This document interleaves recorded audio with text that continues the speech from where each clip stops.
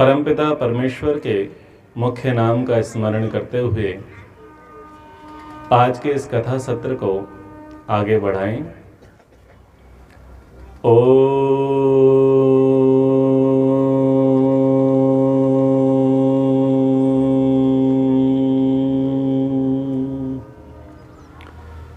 शन्नो मित्रः शं वरुणः शन्नो भवत्वर्यमा शन्न इन्द्रो बृहस्पतिः शन्नो विष्णुरुक्रमः।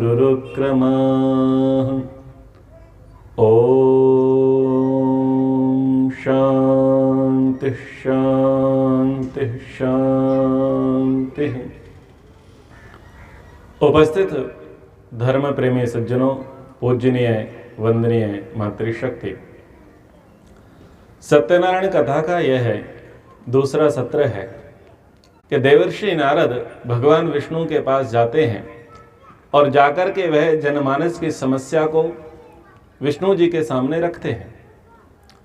विष्णु कौन है? जो जगत के कण कण में व्याप्त हैं उनको विष्णु कहते हैं। शास्त्र में कहा वेवेष्टि व्यापनोति चराचरम जगत सा विष्णु। जो जगत के संसार के कण कण में व्याप्त है उसको कौन कहते हैं? विष्णु कहते हैं। संसार का निर्माण करने से ईश्वर का नाम ब्रह्मा है, संसार का पालन करने से विष्णु है, संसार का कल्याण करने से शिव है, संसार का संहार करने से रुद्र है, सब में मुख्य होने से गणपति है, सब ऐश्वर्यों में मुख्य होने से इंद्र है। ईश्वर के असंख्यात नाम हैं क्योंकि ईश्वर के असंख्यात गुण हैं, असंख्यात कर्म हैं, असंख्यात स्वभाव हैं। अनेक गुण कर्म स्वभाव होने के कारण से ईश्वर को अनेक अनेक नामों से आप और हम सब जानते हैं। और ऐसे ही एक नया नाम दिया गया है इस कथा के अंतर्गत। वो नाम कौन सा है? सत्यनारायण। इस कथा से पूर्व सत्यनारायण शब्द का यह शब्द नामी कोई भगवान कहीं पर पुराणों में दिखा नहीं है। आप ऐसा मान करके चलें कि कहीं से सत्य उठाया है और कहीं से नारायण और अंत में लगा दिया है भगवान। तो सत्यनारायण भगवान ऐसे हुआ है। भगवान विष्णु के पास जाकर के बोलते हैं कि प्रभु, संसार में लोग दुखी हैं, दुख का कारण बताओ और निवारण बताओ। आपके पास अगर कोई व्यक्ति समस्या लेकर के आया है तो समस्या का समाधान आप कैसे करोगे? यदि आप समस्या के कारण को जानते हैं तो आप समस्या का समाधान कर सकते हैं, और समस्या का कारण ही यदि आपको पता ना हो तो समस्या का समाधान आप कभी नहीं कर सकते। भगवान विष्णु ने देवर्षि नारद जी से कहा कि जो मनुष्य लोक में जो लोग हैं, मनुष्य लोक यानी साधारण लोग, ये जो साधारण लोग हैं ये दुख और शोक से पीड़ित हैं। कारण लोभ, लोभ मोह के कारण ये दुख और शोक में पड़े हैं। और यदि ये अपने लोभ को और यदि ये अपने मोह को छोड़ देवें तो ये अपने दुख से और ये शोक से क्या हो जाएं? दूर हो जाएं। और उसका निवारण बताया, ईशावास्यम इदं सर्वम यत्किंच जगत्याम जगत तेन त्यक्तेन भुंजी था मां गृधा कस्य सिद्धनम। यानी परमात्मा संसार का स्वामी है। ये संसार परमात्मा ने आत्माओं के लिए बना करके दिया है। आत्माओं का धर्म है कि वो संसार का त्याग पूर्वक भोग करे। कल हमारी इसी विषय पर चर्चा चल रही थी। हम अधिकारी बने, हम क्या ना बने? स्वामी। दुख का कारण है स्वामी भाव और दुख से छूटने का कारण है अधिकारी भाव। एक उदाहरण आपको दिया कि अगर आपके ऑफिस की कुर्सी टेबल टूट जाए, फर्नीचर टूट जाए, फ्रिज खराब हो जाए, एसी खराब हो जाए तो आपका हार्ट फेल नहीं होता, आपको दुख नहीं होता, आप परेशान नहीं होते। लेकिन यदि यही टूट फूट आपके घर में हो जाए तो आप बहुत दुखी हो जाते हैं, बहुत पीड़ित हो जाते हैं। क्यों? घर की वस्तुओं में आपका क्या भाव है? स्वामी भाव। आप उसके स्वामी बने हुए हैं। कल एक उदाहरण भी दिया था सेठ का। क्या फटा था? गोदाम। और क्या फट गया? सेठ फट गया, यानी उसका हृदय घात हो गया। स्वयं स्वामी संबंध। वस्तु में राग था, वस्तु के नष्ट होने से जो वस्तु को अपना मानता था उसका भी नाश होगा। इतिहास में एक बहुत बड़ी घटना घटी कि पुत्र मोह में जाकर के पिता के प्राण चले गए। बताओ कौन थे? दशरथ जी थे। दशरथ जी की विशेष आसक्ति किसमें थी? अपने ज्येष्ठ पुत्र राम में थी। और राम जैसे ही वन को चले गए तो समझो उनकी तो दुनिया ही बर्बाद हो गई। और राम का जाना, प्राण का त्यागना, ऐसा हो गया। पुत्र मोह, पिता का प्राणांत करा गया। क्यों? पुत्र में प्राण अटके थे। ममत्व किससे था? पुत्र से था। धृतराष्ट्र युधिष्ठिर को न्याय क्यों नहीं दिला पाया? क्योंकि मोह किसके प्रति था? दुर्योधन के प्रति। और वो मोह पूरे संसार के दुख का कारण बना। आज भी हम सब का दुख का कारण धृतराष्ट्र का मोह है। अगर धृतराष्ट्र मोह ना करता तो महाभारत युद्ध ना होता, और यदि महाभारत युद्ध ना होता तो आज जैसी तस्वीर हम देख रहे हैं हमारी, वैसी तस्वीर ना होती। यानी पुत्र मोह कहीं ना कहीं क्या कर गया? एक संस्कृति का विनाश कर गया, एक सभ्यता का विनाश कर गया। ऐसे ही और आगे मोह की ओर देखें तो जैसे मान लीजिए 20 वर्षों से जीवन संगिनी बनी रही, जीवन साथी बने रहे, और यदि उनका विछोह हो गया, वो छूट गए, वो टूट गए, तो व्यक्ति क्या करता है? उसके पीछे पीछे चल पड़ता है। कईयों का आपने देखा होगा कि अभी पत्नी का अस्थि चयन करके आए हैं, तब तक पतिदेव का शांति पाठ हो गया। यानी इतना लगाव था, इतना ममत्व था, इतना मोह था। यानी साथी के मरने से साथी भी प्राण छोड़ दे रहा है। इसका मतलब क्या है? मोह ज्यादा है, अटैचमेंट ज्यादा है। तो शास्त्र कहते हैं कि अटैचमेंट मत रखो, राग मत रखो, आसक्ति मत रखो। ना व्यक्ति पर आसक्ति रखो, ना वस्तु पर आसक्ति रखो, क्योंकि व्यक्ति भी छूटेगा और वस्तु भी छूटेगी। जो भी आज आपको मिला है वो छूटेगा निश्चित रूप से, क्योंकि संयोग हुए हैं तो वियोग अवश्यम भावी है। हम अधिकारी बने, अधिकार हमें योग्यता के आधार पर पद दिए गए हैं। मैंने कल बताया था कि पहले व्यक्ति अकेला है, समाज के लोग, बड़े लोग उसको देखते हैं कि अब ये योग्य हो गया है, तो उसे दूसरे की जिम्मेदारी दे दी जाती है और उसे क्या बना दिया जाता है? पति बना देते हैं, उसे पत्नी बना देते हैं। फिर ईश्वर उसकी योग्यता देखता है तो उसका पदोन्नति करा देता है, और पति और पत्नी बाद में जाकर के कौन हो जाते हैं? माता और पिता हो जाते हैं। ऐसे ही आप जूनियर रैंक पर जाकर के पदस्थ होते हैं और आप बढ़िया कार्य करते हैं तो आप सीनियर हो जाते हैं, आपकी पदोन्नति हो जाती है। तो हम अपनी जो जिम्मेदारी है, जिम्मेदारी को निभाएं, चाहे परिवार में हो या समाज में हो या व्यापार में हो, प्रोफेशनल लाइफ हो या पर्सनल लाइफ हो, हम अपने कर्तव्यों का ठीक से पालन करें। जो हमारी जिम्मेदारियां हैं हम उन जिम्मेदारियों को निभाएं, लेकिन किसी वस्तु या व्यक्ति के प्रति लोभ ना करें। अगर लोभ करेंगे, मोह करेंगे तो निश्चित रूप से पद के साथ हम क्या करेंगे? अन्याय करेंगे। पद पर बैठ कर के पक्षपाती हो जाएंगे। पद के साथ हम प्रीति नहीं कर सकते, न्याय नहीं कर पाएंगे, और वही हमारे दुख का कारण होगा। जैसे मैंने कहा कि लोग कुर्सी पकड़ करके बैठ जाते हैं और कुर्सी के मोह में इतने पड़ जाते हैं कि सब कुछ करने के लिए तैयार हो जाते हैं, लेकिन क्या नहीं चाहते? क्या ना छूटे? कुर्सी ना छूटे। अपने समाज की, संगठन की सबसे बड़ी समस्या यही है। लोग एक बार व्यक्ति मुख्य बन गया, चेयरमैन, चाहे सोसाइटी के चेयरमैन हो, चाहे किसी संगठन के सचिव हो, चाहे वो अध्यक्ष बने हो, चाहे वो प्रधान बने हो, मुख्य बन जाता है तो प्रयास क्या करता है कि इस पर मैं सदा बना रहूं, और इस पर सदा बने रहने के लिए वो इस हरकत तक चला जाता है कि अब कोई यहां आए ना ही आएगा, ना ही इलेक्शन होगा, ना ही सिलेक्शन का रोना होगा। आर्य समाजों में, बहुत सारी समाजों का सत्यानाश का कारण यही है, क्योंकि बेचारे की खुद की तो कुर्सी जा चुकी है, रिटायर्ड हो गया है, या घर में कोई पूछता नहीं है, तो ऐसे करके ले दे करके कहां के बन गए हैं चेयरमैन, किसी समाज के, किसी संगठन के, सेवा भारती के, अलग अलग के।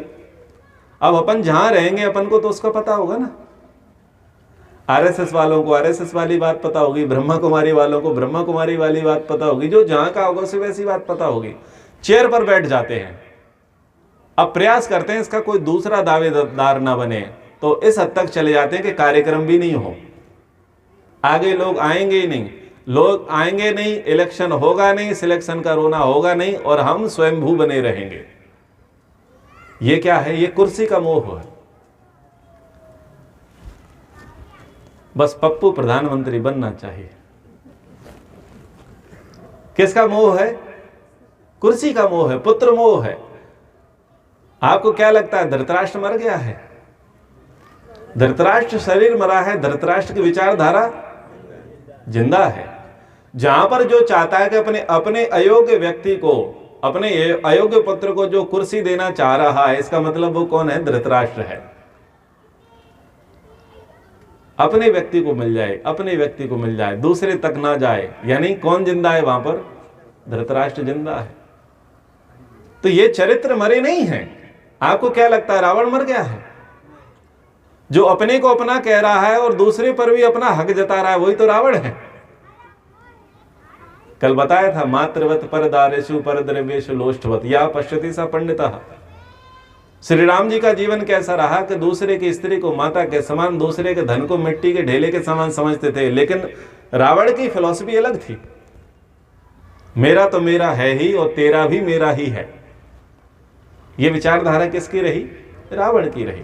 दुख का कारण क्या है? यही है कि हम को जो वस्तु मिली है या हमको जो व्यक्ति मिला है, हम उस पर मोह करते हैं, हम उस पर आसक्त हो जाते हैं, हम लोभ कर लेते हैं और उसके कारण उसे हम छोड़ना नहीं चाहते किसी भी कीमत पर। और जब छोड़ने की बारी आती है तो प्राण पखेरु पहले होते हैं। बहुतों की ऐसी अवस्था हो जाती है कि वृद्धावस्था है, वेंटिलेटर पर है या खटिया पर पड़े हैं, लेकिन प्राण नहीं छोड़ पा रहे हैं। प्राण क्यों नहीं छोड़ पा रहे हैं? हाय मेरे पुत्र, मेरा कुटुंब, मेरा परिवार, मेरा कारोबार, मेरा व्यापार, वो ये छूट जाएगा। इसलिए क्या नहीं छोड़ पाते हैं? प्राण नहीं छोड़ पाते हैं। अच्छा, एक और बात बताऊं, कौन व्यक्ति प्राण नहीं छोड़ पाता? क्योंकि आप सरकारी कर्मचारी हैं, आप व्यापारी वर्ग बहुत कम है यहां पर, आप लोग सेवा कार्य से अधिक जुड़े हैं। प्रमोशन आपको कब अच्छा लगता है? स्थानांतरण आपको कब अच्छा लगता है? जब आपको यहां से बेहतर जगह मिलती है तो वो स्थानांतरण, वो ट्रांसफर आपको अच्छा लगता है, हाँ या ना? और कौन सा स्थानांतरण आपको अच्छा नहीं लगता? कि यहाँ की जो सुविधाएं हैं उससे जब निचले स्तर की सुविधाएं मिलती हैं, या ये कहें कि दुविधाएं मिलती हैं, तो वहां पर आप अपना स्थानांतरण, तबादला, ट्रांसफर स्वीकार नहीं कर पाते हैं। आप अपना डिमोशन भी स्वीकार नहीं कर पाते और बराबर का तबादला भी स्वीकार नहीं कर पाते। लेकिन यदि प्रमोशन है, अच्छी स्थिति है, तो आप उसे स्वीकार कर लेते हैं, हाँ या ना? मरते समय डर किसे लगता है? जिसको पता है कि यहां से बढ़िया सुविधाएं अब आगे मिलने वाली, क्योंकि उसने अपने लिए भविष्य के लिए कुछ जोड़ा नहीं है, जमाया नहीं है, कुछ अच्छा किया नहीं है। उसे पता है ये तबादला नहीं, ये डिमोशन है। पता है कि इस बार तो मनुष्य जीवन मिल गया है, लेकिन अगली बार मनुष्य का जीवन मिलने वाला नहीं है, इसलिए रोता है, दुखी होता है। सबसे ज्यादा व्यक्ति का मरते समय डरने का सबसे बड़ा कारण यह है कि उसे पता है कि मैं मनुष्य नहीं बनूंगा। और मरने से कौन नहीं डरता? जिसे पता है कि मेरा तो प्रमोशन हो रहा है, मुझे यहां से बेहतर स्थिति मिलेगी, बेहतर जन्म मिलेगा, बेहतर कुल मिलेगा, वो व्यक्ति कभी भी मरने से नहीं डरता। भगत सिंह, राजगुरु, सुखदेव बच्चे थे, क्या इनको फांसी पर झूलने में कोई तकलीफ आई? ऊधम सिंह ऐसे क्रांतिकारी रहे कि उन्होंने एक अंग्रेज अधिकारी को मारा और उससे पहले जब फांसी मुकर्रर करी गई, समय निर्धारित किया गया, तो उससे पहले उसकी पल्स चेक करी गई, क्योंकि मृत्यु निकट आती है तो सबके प्राण पखेरु होने लग जाते हैं, हार्ट बीट सबकी बढ़ जाती है। ऊधम सिंह की जो हार्ट बीट है वो एज इट इज है, उसमें कोई अंतर नहीं है, कोई परिवर्तन नहीं है, यानी मृत्यु का भय नहीं है। क्यों? क्योंकि ऊधम सिंह जानता था कि मैंने कोई गलत काम नहीं किया है, और यदि मैं मर भी जाऊंगा तो मैं नरक में नहीं जाऊंगा, मुझे तो स्वर्ग मिलेगा, क्योंकि मैंने मातृभूमि की सेवा की है। तो मरने से उसी को डर नहीं लगेगा जिसको पता है कि मेरा अगला रिजर्वेशन बहुत अच्छा है, मेरी पदोन्नति हो रही है, मुझे स्वर्ग का सुख मिलेगा। अरे बताओ, हमारे सैनिक कभी मरने से डरते हैं क्या? हमारे सैनिक कभी मरने से नहीं डरते। महर्षि दयानंद जी उनके विषय में लिखते हैं कि इनकी तो योगियों सी गति है, जो मातृभूमि के लिए बलिदान हो जाते हैं। एक साधु सन्यासी परमात्मा की प्राप्ति के लिए प्रार्थना पुरुषार्थ कर रहा था, और यदि उसका शरीर छूट जाए और एक बलिदानी का शरीर छूट जाए, दोनों की गति एक सी है। यानी प्रभु की भक्ति में और राष्ट्र की भक्ति में जो प्राण त्याग दे, उसका कभी डिमोशन नहीं, उसका सदा प्रमोशन होता है। इसलिए भक्तों को, चाहे वो पितृ भक्त हो, चाहे वो राष्ट्र भक्त हो, चाहे वो ईश्वर भक्त हो, उसको मृत्यु का डर नहीं लगता। पर जो पैसे का भक्त है, जो भोग का भक्त है, भोग ही जिसका सर्वोपरि है, पैसा ही जिसके लिए सर्वोपरि है, हमेशा देखना मरने में सबसे ज्यादा उसी को डर लगता है, सबसे ज्यादा मरने में कष्ट उसी को होता है। इसलिए इस बात से हम ये ध्यान रखें कि निश्चित रूप से मरना तो है। बोलो मरोगे या नहीं मरोगे? बोले कैसी बात करते हो, शुभ शुभ बोलो। मैंने ये बात शुभ बोली या अशुभ बोली, ये बताओ। ये दुनिया का सबसे बड़ा अटूट सत्य है, अटल सत्य है, अकाट्य और अखंड सत्य है कि हम सब मरेंगे। अगर मरेंगे तो जीना सीख लेंगे, और अगर मरना समझ में नहीं आएगा तो जीना समझ में नहीं आएगा। परीक्षित, आपने भागवत सुनी है, परीक्षित को जीना कब आया? जब मृत्यु निकट आई, जब उसको पता चला कि अगले 7 दिन ही है हमारे पास और उसके बाद हमारा शांति पाठ है, तो जीना उसको तभी आया। व्यक्ति को कैंसर हो जाता है, ब्रेन हेमरेज हो जाता है, डॉक्टर बता देते हैं कि 3 महीने बचे हैं, तो व्यक्ति के अंदर वैराग्य आ जाता है। मृत्यु को देख करके व्यक्ति की बुद्धि सुधरती है। आप और हम अपने जीवन काल में अनेक लोगों को कहां तक लेकर के गए हैं? अंतिम यात्रा तक, शमशान तक लेकर के गए हैं। बताओ क्या अद्भुत वैराग्य होता है वहां जाकर के। मुझे यहां तक लाने वालों, मेरी मंजिल तो यही थी, पर यहां तक आते आते मेरी उम्र ही बीत गई। मंजिल कहां है? टीन सेट में है जी, 2x6 में। कई लोग कहते हैं आचार्य जी 80 वर्ष के हो गए, घुटने दर्द हो रहे हैं। मैंने कहा आपका सर्जन यम है।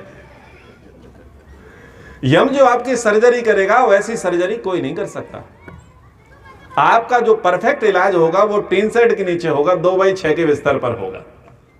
इसलिए अभी जैसा घुटनों में दर्द है, पेट में दर्द है, जैसा है काम चला लो। बाकी ज्यादा तकलीफ हो तो टीन सेट में इलाज पक्का हो जाएगा। मृत्यु अगर सामने देखेंगे तो हम सुधरेंगे। ध्यान देना, पाप करते समय भले बुरे का विवेक नहीं होता, लेकिन पता चलता है ना कि पकड़े जाने वाले हैं, तो सारे भगवान याद आते हैं, सारे पाप याद आते हैं, और ये प्रार्थना करते हैं भगवान अब की बचा ले, कल से। मतलब दंड के बिना कोई नहीं सुधरता। जब तक मृत्यु का भय नहीं होता तब तक व्यक्ति में सुधार नहीं होता। तो हम मृत्यु के प्रसंग को अशुभ ना माने, यह शुभ प्रसंग है। अच्छे अच्छे व्यक्ति की आंखें खोल देता है। समझ में आया?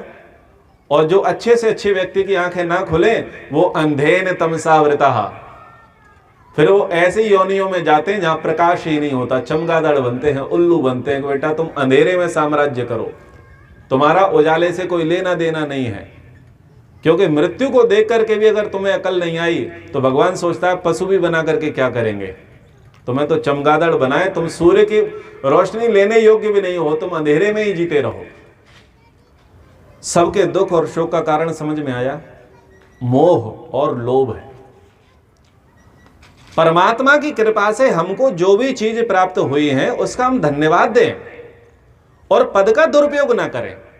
अगर हम टीचर हैं, सीए हैं, इंजीनियर हैं, साइंटिस्ट हैं, वकील हैं, जो भी हैं, चाहे प्राइवेट कर्मचारी हैं या सरकारी कर्मचारी हैं या बिजनेसमैन हैं या परिवार में हैं, मामा पद है, शौकनी वाला काम नहीं करें। मासी भी पद है, माँ भी पद है, पिता भी पद है, दादा भी पद है, भाई भी पद है। ये सब पद हैं क्योंकि उसी पद से तो हमें बुला रहे हैं। जब पिताजी कहकर के बुला रहे हैं तो हम कौन से पद पर हैं? पिता के पद पर हैं। काम कौन सा करते हैं? पिता वाला। और जब बेटा कह दिया है तो कौन सा पद है? बेटे का। और हम काम कौन सा करते हैं? बेटे का। ये सब हमारे पद हैं। हम पदों का निष्ठापूर्वक निर्वाह करें, धर्म पूर्वक पदों को स्वीकारें करें, क्योंकि कब पद से हमारा पत्ता कट जाए पता नहीं। वो जो पद है, यानी किसके हम मामा थे, किसके हम भांजे थे, पता नहीं। मामा मरेगा या भांजा, पति मरेगा या पत्नी, माता पिता जाएंगे या पुत्र, व्यक्ति जाएगा या व्यक्तित्व जाएगा, किसी का कोई भरोसा नहीं है। इसलिए जब तक है हम उनको निभाएं। अब पछताए से होत का, जब चिड़िया चुंग गई खेत। अगर पछतावे से बचना चाहते हैं, दुख से बचना चाहते हैं, तो अपनी जिम्मेदारी निभाओ। ऐसा सोच करके मत आओ कि हम सहस्त्रायु हैं, हम तो 1000 वर्ष वाले हैं। कब करेंगे? बुढ़ापे में करेंगे, बुढ़ापे में करेंगे। अर्जुन के सामने युधिष्ठिर ने कहा कि भैया इस कार्य को तो अगली पूर्णिमा को करेंगे। तो अर्जुन ने कहा कि वाह भैया, आपने तो मृत्यु को जीत लिया है। मेरे भाई ने मृत्यु को जीत लिया है, नकुल भाई ने मृत्यु को जीत लिया है। व्यंग किया बड़े भाई पर। बोले आपने कैसे कह दिया कि पूर्णिमा पर करेंगे? गारंटी है कि आप जिंदा रहोगे तब तक? इतनी बड़ी बात कहते हैं अपने भाई से। हमारी समस्या क्या है कि अभी नहीं करना। अभी क्या करेंगे? अभी तो बच्चे पढ़ेंगे, फिर वो कुछ नौकरी धंधा व्यापार करेंगे, फिर उनका विवाह कराएंगे, फिर उनके बच्चे होंगे, फिर वो और कमाएंगे, फिर बोले हम बूढ़े हो जाएंगे। तो बोले माला पकड़ोगे? बोले साहब पूरी दुनिया में, पूरे जीवन में तो पकड़ी नहीं, अब पकड़ने में आती नहीं। जब बुढ़ापे में हमको माला पकड़ में नहीं आती तो क्या लगता है बच्चों को पकड़ में आ जाएगी? क्योंकि आप जिस रास्ते पर चले हो, बच्चे भी तो उसी रास्ते पर चल रहे हैं। अगर हम चाहते हैं कि बुढ़ापे में माला पकड़ी रहे तो जवानी में माला पकड़ा दो। श्रीमान जी, बुढ़ापे में वही चीज पकड़ी होती है जो जवानी में पकड़ी होती है। अभ्यास किसका ज्यादा है? बचपन, जवानी, प्रौढ़ अवस्था में जो चीजें हमने ज्यादा पकड़ी होती हैं, बुढ़ापे में ही वही पकड़ा होता है। और बुढ़ापे में उसी में सबसे ज्यादा आसक्ति होती है। अगर हमें अपना बुढ़ापा सुधारना है तो बचपन, जवानी और प्रौढ़ अवस्था हमें वो सुधारनी पड़ेगी। इसलिए बच्चों को धर्म शिक्षा बाल्यकाल से दो। हमारे समाज में क्या मान्यता है? गीता जी कब सुनाएंगे? गरुड़ पुराण कब सुनाएंगे? कौन सुनेगा भैया? मरने वाला तो गया। बोले मुक्ति हो जाएगी, मुख में तुलसी दल चरणामृत डाल दो और उसके पास बैठ करके कान में गीता गा दो। मुर्दे में जान आ जाएगी क्या? गीता कब सुनाई गई थी? जब हथियार डाल रहे हैं तब गीता सुनाई गई। अब ये हथियार नहीं, इसका तो शरीर धराशायी होने को आ गया है, इसमें जान नहीं आएगी गीता सुनने से। गीता तो कर्म की फिलॉसफी है। सुनाना है तो 7वीं, 8वीं, 9वीं, 10वीं कक्षा के बच्चे को सुनाओ। अब गरुड़ पुराण कैसे सुना रहे हैं जिसका शांति पाठ हो गया? परिवार वालों को सुनाया जा रहा है कि ऐसा ऐसा करते हैं तो ऐसी ऐसी योनियों में जाएंगे। अरे 6वीं, 7वीं, 8वीं के बच्चे को बताओ, उसको बताओ कि नरक क्या होते हैं, नरक की यातनाएं क्या होती हैं। अगर वो बचपन में डर जाएगा तो जवानी में कभी गड़बड़ नहीं करेगा। और गरुड़ पुराण सुनाने की आवश्यकता? भाई कौन सी चीज कब सार्थक है तब करो ना। ये गरुड़ पुराण और गीता ये बुढ़ापे का, मृत्यु का प्रसंग नहीं है, ये तो बाल्यकाल का प्रसंग है। पहले ही बता दो क्या सही है और क्या गलत है। तो बहुत सारी चीजें हमारे यहां उल्टे प्रकार से चल रही हैं। दुख और शोक का कारण पकड़ में आया, क्या है? लोभ। और आप दुखी हो? बोलो हां। हां बोलने में ही लाभ है, ना बोलने में लाभ नहीं है। क्योंकि कहीं ना कहीं अगर आप देखोगे तो हमारे दुख के पीछे क्या है? हमारा लोभ है, हमारा मोह है। देखो, माता पिता का सबसे बड़ा दुख, सबसे बड़ा मोह क्या है? बच्चा बड़ा हो गया, उसका ब्याह, अब खुद की फूट गई है, अगले की फोड़ने की तैयारी है। कोई माता पिता ये नहीं कहता कि बच्चे को सन्यासी बना दो, ब्रह्मचारी बना दो। मैं सुंदरपुर में था, सुंदरपुर है हरियाणा में, रोहतक में। हमारे गुरुकुल में था एक पिता अपनी पत्नी को लेकर के, और एक छोटे सा बच्चा है, 3 साढ़े 3 वर्ष का बच्चा था, उसको लेकर के मेरे पास आया। बोले गुरुजी को प्रणाम करो। नन्हे मुन्ने बच्चे थे, मैंने उसको गोद में बैठा लिया। पता है वो क्या पूछता है? आप हमें ये बताएं कि हमें अपने बच्चे को सन्यासी कैसे बना सकते हैं। उसने जब ये बात कही मेरे रोंगटे खड़े हो गए। अकेला बच्चा था। मैंने कहा कितने बच्चे हैं? बोले एक ही है। मैंने कहा भाई 2-3 और पैदा कर लो। बोले नहीं, इसी को सन्यासी बनाना है। हृदय गदगद हो गया, आंसू आने लग गए, रोंगटे खड़े हो गए। ऐसे माता पिता मेरी गोद में बच्चे को रख के कह रहे हैं कि बच्चे को सन्यासी बनाना है, कुछ हमें टिप्स बताओ कि हम बच्चे को बाल्यकाल से कैसी शिक्षा दें। ऐसे तो बड़े भाग्यशाली लोग होते हैं जो ये कहते हैं कि हम अपने बच्चों को सन्यासी बनाएंगे, साधु बनाएंगे, संत बनाएंगे। और अगर समाज में गृहस्थियों से कह दें यार कब तक नौकर बनाओगे, नौकरी करा करके कौन बनेंगे? और सारे नौकर किसके कदमों में जाते हैं? सन्यासी के। सबसे बड़ा राजा कौन है बोलो? सन्यासी है। देश का राजा भी किसके कदमों में गिरे बोलो? पता चल गया होगा ना, राम मंदिर का निर्माण हुआ तो देश का राजा भी किनके कदमों में था? तो राजाओं का राजा कौन होता है?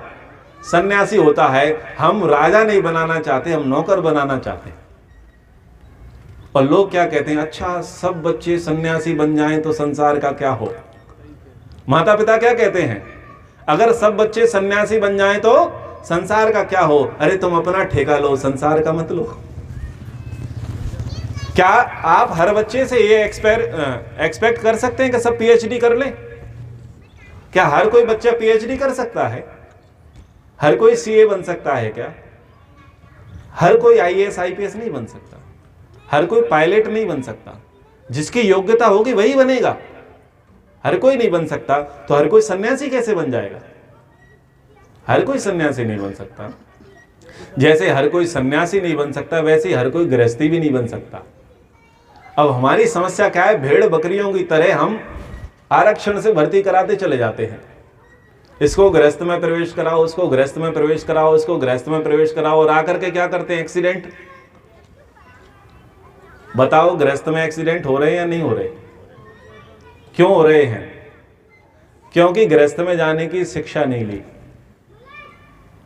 आप जिस पद पर बैठना चाहते हैं तो पद पर योग्य व्यक्ति बैठाया जाएगा या अयोग्य व्यक्ति बैठाया जाएगा? योग्य व्यक्ति। योग्यता कब आएगी? जब वो उसके विषय में पढ़ेगा। अब बच्चियां नूडल्स के अलावा कुछ जानती नहीं है बनाना।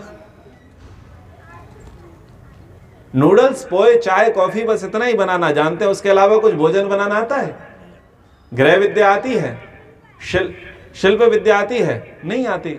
गणित विद्या आती है? नहीं आती। बोले हम इसलिए थोड़ी पढ़े थे चूल्हा चौके के लिए। अरे अगर गृहस्थी में जाना है तो गृहस्थ का सिलेबस पढ़ो, सीए बनना है तो सीए का सिलेबस पढ़ो, पॉलिटिक्स में जाना है तो पॉलिटिक्स का सिलेबस पढ़ो। आप जो बनना चाहते हैं उसका सिलेबस तो पढ़ो। और बिना पढ़े आप जबरदस्ती एंट्री करोगे, घुसपैठ करोगे तो क्या करोगे?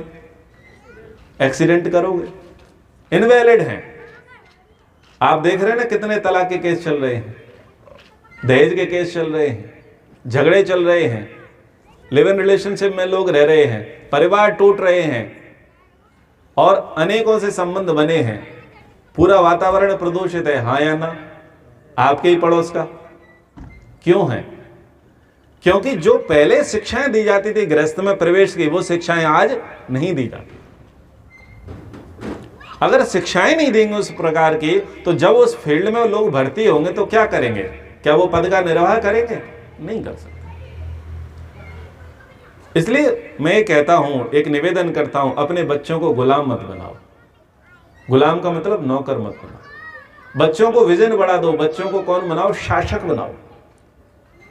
उन्हें ऐसा योग्य बनाओ कि वो दूसरों को नौकरी दे सके, उनको किसी की नौकरी ना करनी पड़े। ऐसा विजन बच्चों को दो। बच्चों को एटीएम मशीन मत बनाओ, पैसे कमाने की मशीन मत बनाओ। पैसा बहुत कुछ है लेकिन पैसा सब कुछ नहीं है।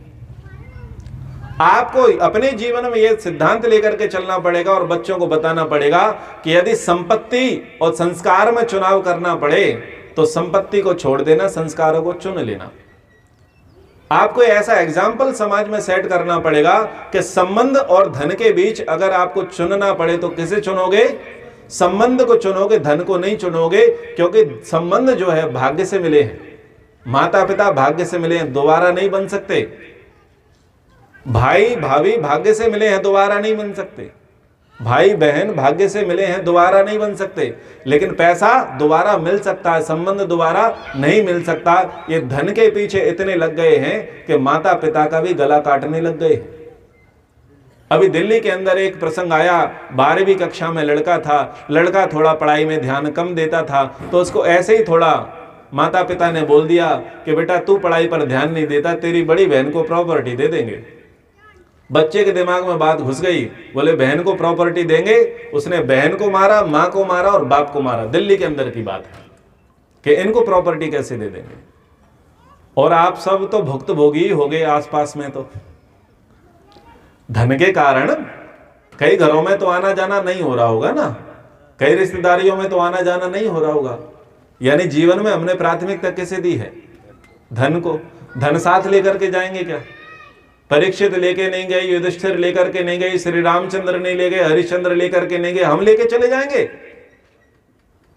हम लेकर के नहीं चले जाएंगे। इसलिए मैं निवेदन करता हूं कि यदि चुनाव करना पड़े कि संबंध बचाना है या पैसा, तो किसे बचाने का प्रयास करना? संबंध को बचाने का प्रयास करना, क्योंकि संबंध महत्वपूर्ण है। संबंध बचाने का प्रयास किसने किया? श्री रामचंद्र जी ने। और संपत्ति बचाने का प्रयास किसने किया? दुर्योधन ने।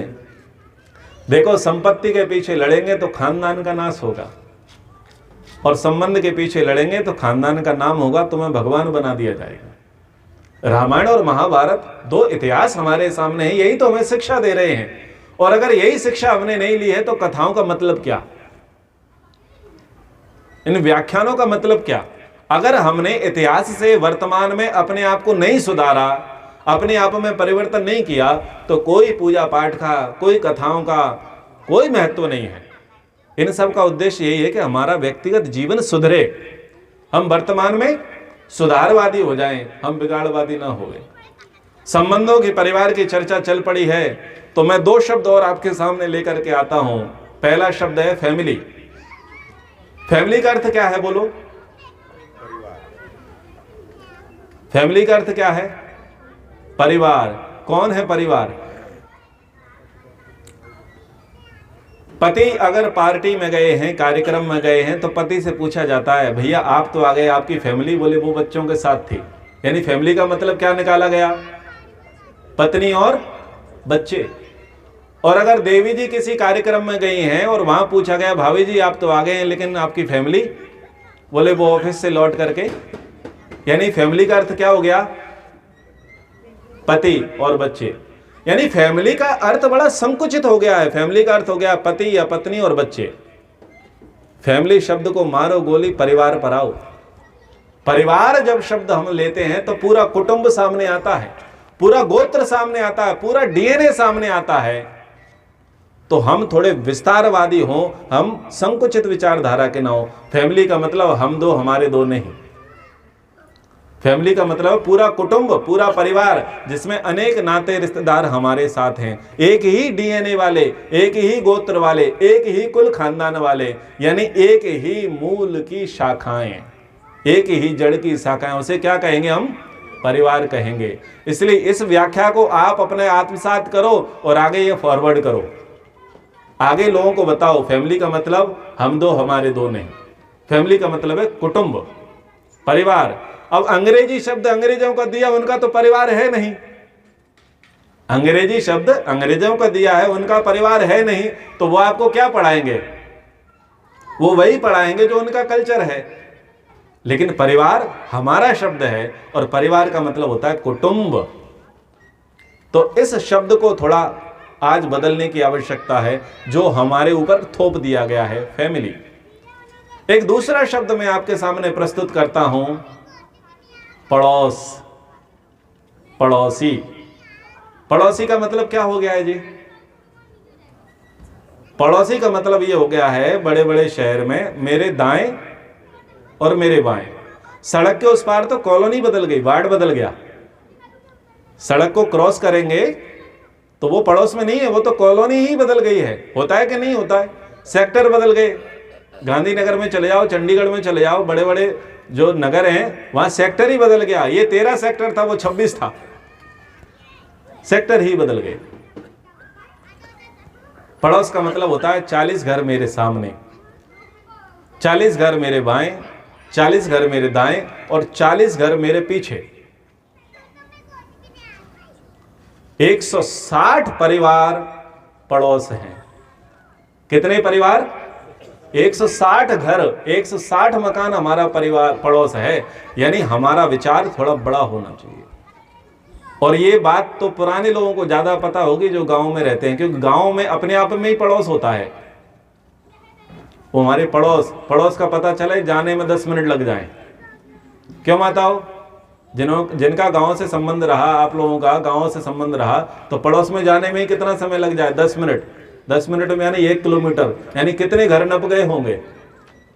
लेकिन हमारे शहरों में आकर के, अंग्रेजी शिक्षा पद्धति के प्रचलन में आकर के, वो पड़ोस की व्याख्या भी संकुचित हो गई। हमारे दाएं और हमारे बाएं, और दाएं बाएं तो मेट्रो सिटीज में खत्म हो गए। सब माचिस के डब्बे में रहते हैं, टावर बना लिए हैं, माचिस के डब्बों में रहते हैं ऐसे। 3rd floor, 13th floor, 30th floor, माचिस के डब्बों में रहते हैं। अब वहां दाएं बाएं भी खत्म हो गया, वहां तो केवल ऊपर और नीचे रह गया। वर्षों तक एक दूसरे की शक्ल नहीं देखते, एक ही टावर में रहते हैं, एक ही मल्टी में रहते हैं। तो थोड़ा हमें चीजों को बदलना है, सुधरना है, जानना है। मैंने देखो कल दक्षिणा मांगी थी, याद है ना? मेरी दक्षिणा क्या है कि अगर जो बातें आपको प्रवचन के दौरान अच्छी लगे उनको हमें आत्मसात करना है, और विदिन 7 डेज, 1 सप्ताह के भीतर कितने लोगों को बताना है? 10 लोगों को बताना है। क्योंकि अच्छा विचार देना पुण्य की बात है। आप पुण्य के भागीदार बनना चाहते हैं ना? इसमें कुछ खर्चा तो नहीं है, जेब से तो नहीं जा रहा ना, नहीं जा रहा ना। लेकिन ये मानसिक रूप से, वाचनिक रूप से अपना पुण्य है कि हम अच्छी बात लोगों को बताएं। अगर हमारे पड़ोसी अच्छे विचार वाले होंगे तो आपका अच्छा अपने आप हो जाएगा। और अगर हमारे पड़ोस का ही विचार अगर बिगड़ा हुआ है तो हम अपने विचार को कब तक सुधार पाएंगे? अपने आप में बहुत बड़ी चुनौती है ये। ठीक है? भगवान विष्णु से, जब भगवान विष्णु ने इस प्रकार से नारद से कहा कि मनुष्य के दुख का और शोक का कारण लोभ और मोह है, तो उन्होंने कहा कि भगवान, कौन सा व्रत है, कौन सा विधान है जिसका अनुष्ठान करने से व्यक्ति दुख और शोक से परे हो जाता है? उन्होंने कहा कि सत्यनारायण भगवान का व्रत है। सत्यनारायण भगवान का व्रत करने से बंदी बंधन से छूट जाते हैं, भयभीत भय से मुक्त हो जाते हैं, दरिद्र धनवान हो जाता है, निसंतान को संतान की प्राप्ति हो जाती है। निसंतान कौन थे? साधु वैश्य थे। वो निसंतान थे, उनको किसकी प्राप्ति हो गई? संतान की प्राप्ति हो गई। और जेल में भी वही गए थे, और जेल से छूट गए सत्यनारायण कथा के प्रताप से। और जिनके बंधु बांधव छूट गए थे तुंग ध्वज के, उनको बाद में बंधु बांधवों की प्राप्ति हो गई। गरीब कौन थे? लकड़हारा गरीब था, ब्राह्मण गरीब था, तो सधनता उसके जीवन में आ गई। बोले ऐसा व्रत है, इस व्रत को करने से बंदी बंधन से छूट जाते हैं, भयभीत भय से मुक्त हो जाते हैं, दरिद्र धनवान हो जाता है। और निसंतान को किसकी प्राप्ति होती है? बोलो, संतान की प्राप्ति होती है। चलो थोड़ी सी यूनिटी की बात कर लेता हूं। आपको सुनकर के सुख मिल रहा है या नहीं? अगर तुम खुद का सुख चाहते हो, पड़ोसी का नहीं चाहते, तो ईश्वर सुख नहीं देगा। ईश्वर का नियम है कि यदि तुम स्वयं के लिए सुख चाहते हो तो पड़ोसी का सुख पहले देखो। तो यदि आपको सुनने में आनंद आ रहा है, अच्छा लग रहा है, तो आप ध्यान दो आपका पड़ोसी भी सुने। अब चूंकि दोपहर का समय है, कुछ खा पी करके आया है, थोड़ा सा तमोगुण का प्रभाव होता है तो तुरंत उसकी आंख लग जाती है। तो आपका धर्म है कि आप पड़ोसी को जगा दें, इससे आपको पुण्य मिलेगा। और पड़ोसी जिस लिए आया था उसका आना सार्थक हो जाएगा। पड़ोसी सोने आया था या सुनने आया था? सुनने आया था, तो आप उसकी क्या कर दोगे? आप उसकी सहायता कर दोगे। तो ऐसे हमें सबको साथ लेकर के चलना है। तो यहां पर कहा कि सत्यनारायण भगवान का आपने व्रत करना है। तो जैसा मैंने कहा कि सत्यनारायण कथा, ये जो स्कंद पुराण है, उससे पहले सत्यनारायण भगवान, इसकी चर्चा किसी पुराण में कहीं पर भी नहीं आई। बस यहां पर सत्य ले लिया है और नारायण ले लिया है अंत में। भगवान विशेषण पीछे लगा दिया है। तो हम इस सत्य नारायण और भगवान को समझते हैं क्रमशः। यदस्ति त्रिषु कालेषु न बाध्यति तत्सत ब्रह्म, जिसका तीनों कालों में बाध खंडन नहीं होता, जो भूत भविष्य वर्तमान में सदा रहता है, उसको बोलते हैं सत्य। और नारायण किसे कहते हैं? आपो नारा इति प्रोक्ता आपो वै नर सूनवः ता यदस्यायनम पूर्वम तेन नारायण स्मृतः। जल और जीवों को नारा कहते हैं। जल है और जीव है, इनको नारा कहते हैं। और इसमें जो निवास करता है उसको नारायण कहते हैं। नारायण जो इनमें रहता है, जो इसमें रमता है, जिनका ये अयन है, जिसका ये निवास स्थान है, उसको कौन कहते हैं? नारायण कहते हैं। यानी नारायण किसका नाम हुआ? विष्णु का। विष्णु की व्याख्या क्या हुई शब्द की? वेवेष्टि व्यापनोति चराचरम जगत स विष्णु। जो जगत के कण कण में व्याप्त है उसे विष्णु कहते हैं, और जो जल और जीवों के भीतर समान रूप से विराजमान है उसे हम नारायण कह रहे हैं। यानी शब्द अलग हैं, बस शब्दों के अर्थों को जाएंगे तो भावों को हम पकड़ लेंगे। और अंत में कहा गया भगवान, भगा सकल ऐश्वर्य से, जो समग्र ऐश्वर्यों से युक्त है उसको हम भगवान कहते हैं। नारद जी ने पूछा, किम फलम किम विधानम च कृतम कैनेव तद्व्रतम तत्सर्वम विस्ताराद ब्रूहि कदा कार्यम किम तद्व्रतम। वो कहते हैं कि बताओ इसका फल क्या है, इसका विधान क्या है, किसने इस व्रत को किया है, मैं इसको विस्तार से जानना चाहता हूं। महर्षि मनु जी कहते हैं कि यदि आपको धर्म को जानना है तो तर्क करो। यस तर्केण अनुसंदेत धर्म वेद न इतरः। किसी ने कोई बात बोल दी और हमको नतमस्तक होकर के नहीं स्वीकारनी है। भगवान विष्णु जी ने नारद से बोला कि सत्यनारायण का व्रत करो। उन्होंने कहा ठीक है कर लेंगे, पहले बताओ किसने किया, इसका क्या फल है, क्या विधान है, क्या प्रक्रिया है, और ये पहले किस किसने किया है ये बताओ। पहले आप हमें समझाओ। अगर हमको समझ में आ जाएगा तो हम इसे आगे लोगों को सूचना दे देंगे, आपकी प्रजा को उसकी सूचना दे देंगे। ये नियम है। अगर कोई व्यक्ति आकर के आपको धर्मोपदेश देता है, कोई पूजा पाठ बताता है, कोई व्रत अनुष्ठान के विषय में बताता है, तो नतमस्तक होकर के स्वीकार नहीं होता है। अगर हम नतमस्तक होकर के स्वीकार रहे हैं तो अति विश्वासी हैं, और अति विश्वासी कहीं ना कहीं अंधविश्वासी हो जाता है। इसलिए अगर अंधविश्वास से बचना है तो अति विश्वास से बचना होगा, और अति विश्वास से बचना होगा तो तर्क करना होगा। तर्क करो, कुतर्क मत करो। यदि कोई बात कोई बता रहा है और यदि आपकी उसमें समझने की इच्छा है तो तर्क करो, और उलझने की इच्छा है तो तर्क मत करो। अगर किसी के निर्णय के तट पर पहुंचना है, जानना है, प्राप्त करना है तो तर्क करो, और जानना प्राप्त करना नहीं है तो तर्क मत करो। आप लोग शॉपिंग करने जाते हैं ना, सभी जाते हैं, और आप किसी से कहें, मान लीजिए आप साड़ी लेने गए, आप पैंट शर्ट लेने गए, आपने क्या कहा, दिखा दो। तो अगर आपकी इच्छा लेने की होती है तो शॉपकीपर श्रद्धा से आपको दिखाता है, और अगर आपकी इच्छा लेने की नहीं होती, देखने की नहीं होती, तो वो दिखाता नहीं है। फिर वो आपसे कह देता है भाई साहब टाइम खोटी मत करो, समय की बर्बादी मत करो। यानी वो क्या है, हिंसा है, दुर्व्यवहार है। अगर आपको कोई चीज लेनी ही नहीं है तो देखभाल क्यों कर रहे हो? आप मोबाइल खरीदने जाते हो, आईपैड खरीदने जाते हो, बाइक खरीदने जाते हो, कोई भी चीज खरीदने जाते हो तो आप कस्टमर रिव्यू देखते हो, फैक्ट चेक करते हो, उसके नीचे के कमेंट्स पढ़ते हो कि भाई इसके विषय में क्या कहा जा रहा है, ये कहां तक ठीक है। और जब आपको लगता है कि इसके रिव्यू ठीक है,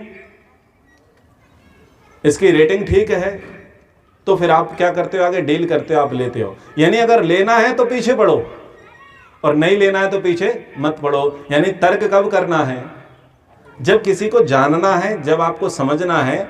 तो जब तक आपको समझ में ना आए तब तक आप क्या करो, तर्क करो। लेकिन अगर अपना उद्देश्य जानना नहीं है, अपना उद्देश्य क्या है, उलझना है, तो ऐसे उलझने वाले व्यक्ति को कहा जाता है कुतर्की। यानी ये धर्म को जानना नहीं चाहता।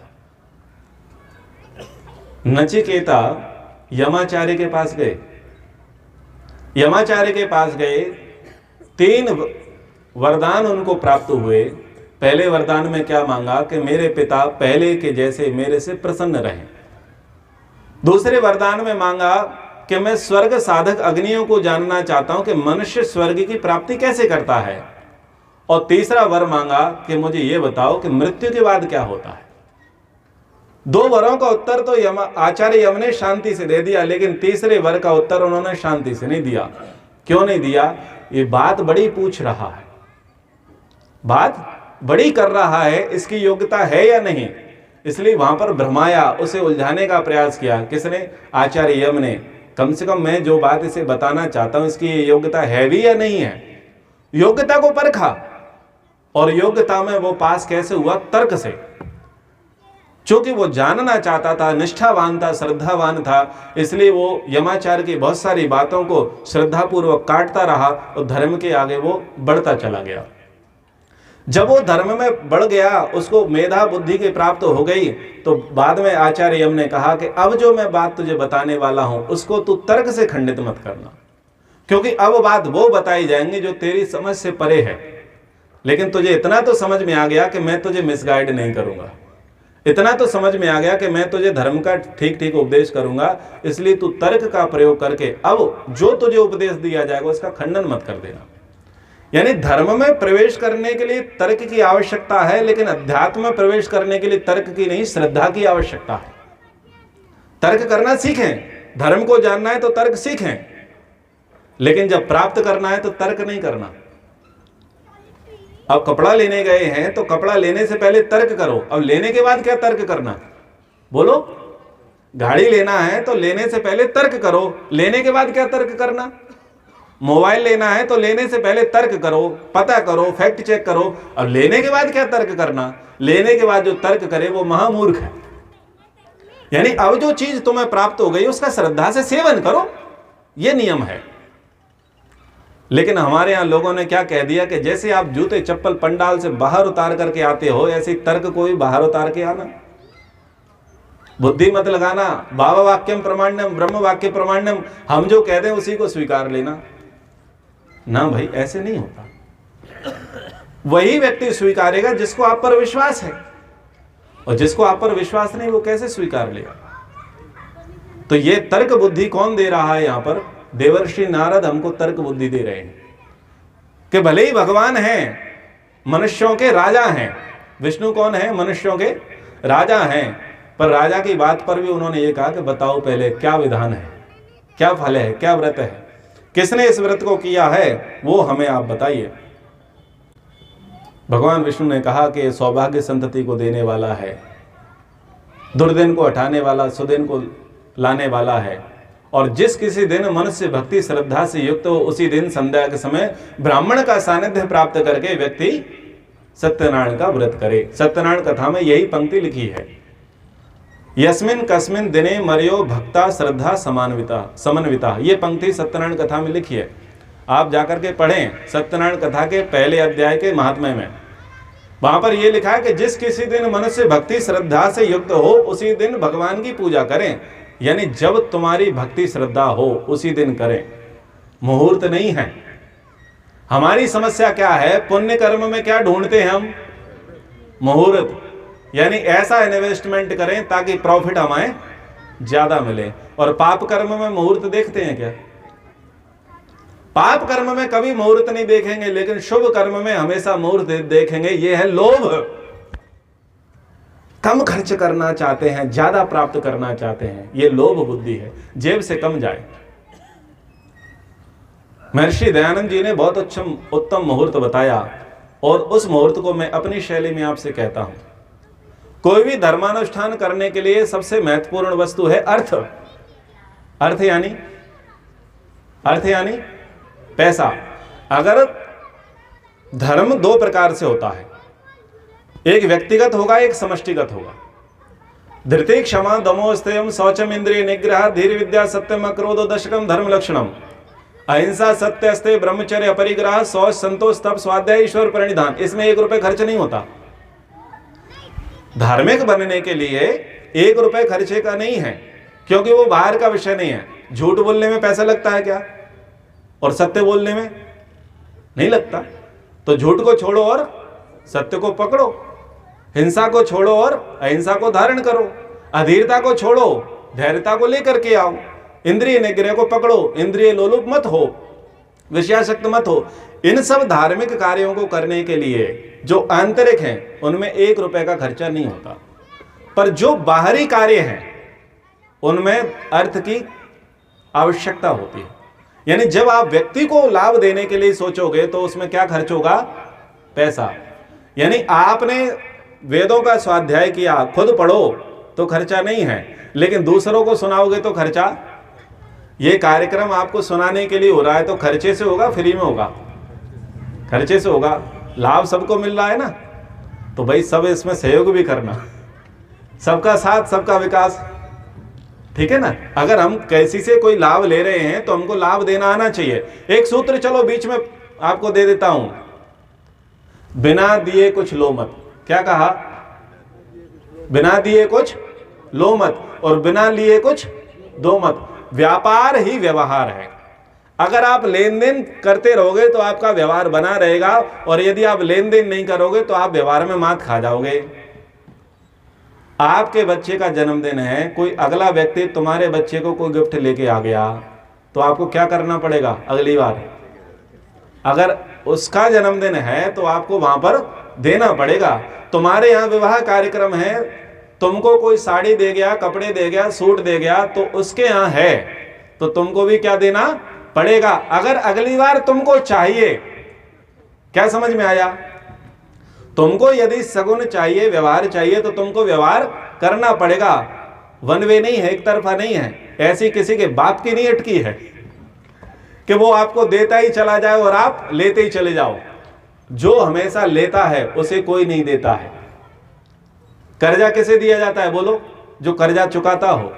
सहायता किसे दी जाती हो? जो सहायता के बदले सहायता करता हो। समझ में आ रहा है ना? समाज में व्यवहार कैसे सिद्ध है? अगर आप दे रहे हो तो आप देना सीखो।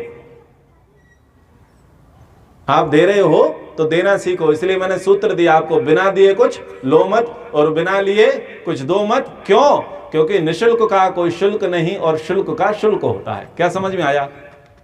निशुल्क, अगर इस दुनिया में कोई चीज फ्री है तो कभी उसकी वैल्यू नहीं की जाएगी, और अगर कोई वस्तु देकर के मिली है तो हमेशा उसकी वैल्यू करेंगे। आप विवाह कार्यक्रम में जाओगे 5 प्लेट फेंकोगे, लेकिन होटल में जाओगे तो सब समझदार है। सरकारी स्कूल में पढ़ाई हो रही कि नहीं हो रही? हो रही है। और प्राइवेट में? लेकिन सरकारी में पढ़ा रहे हो क्या? क्यों? निःशुल्क है, इसलिए वैल्यू नहीं है। सरकारी अस्पताल में चिकित्सा हो रही है नहीं हो रही? हो रही है। प्राइवेट में हो रही है, लेकिन क्या सरकारी में लेके जा रहे हैं? नहीं, क्योंकि निःशुल्क है। अगर कोई चीज निःशुल्क मिल रही है तो ध्यान देना, उसकी कभी वैल्यू नहीं की जाएगी। और अगर उसका कुछ शुल्क लगा है, आपने उसके बदले कुछ दिया है, तो आप क्या करेंगे? आप उसकी वैल्यू को समझेंगे। थिएटर में जाते हैं, फ्री में जाते हैं, पैसा लगता है। थिएटर में ऐसा होता है इंटरवल के बाद भागे आएंगे, बोले नहीं यार 300 रुपये खर्च हुए। और यहाँ 2 घंटे के प्रवचन में बोले आधा घंटे में देखा, मजा नहीं आया तो चलो उठ के चलो। क्यों? यहाँ टिकट नहीं लगा था। अगर यहाँ बैठने का, उपदेश सुनने का आप पर 500 रुपये का टिकट लगे तो पहले आकर के बैठ जाओगे। बोले सबसे आगे हम बैठेंगे, 500 रुपये दिया है।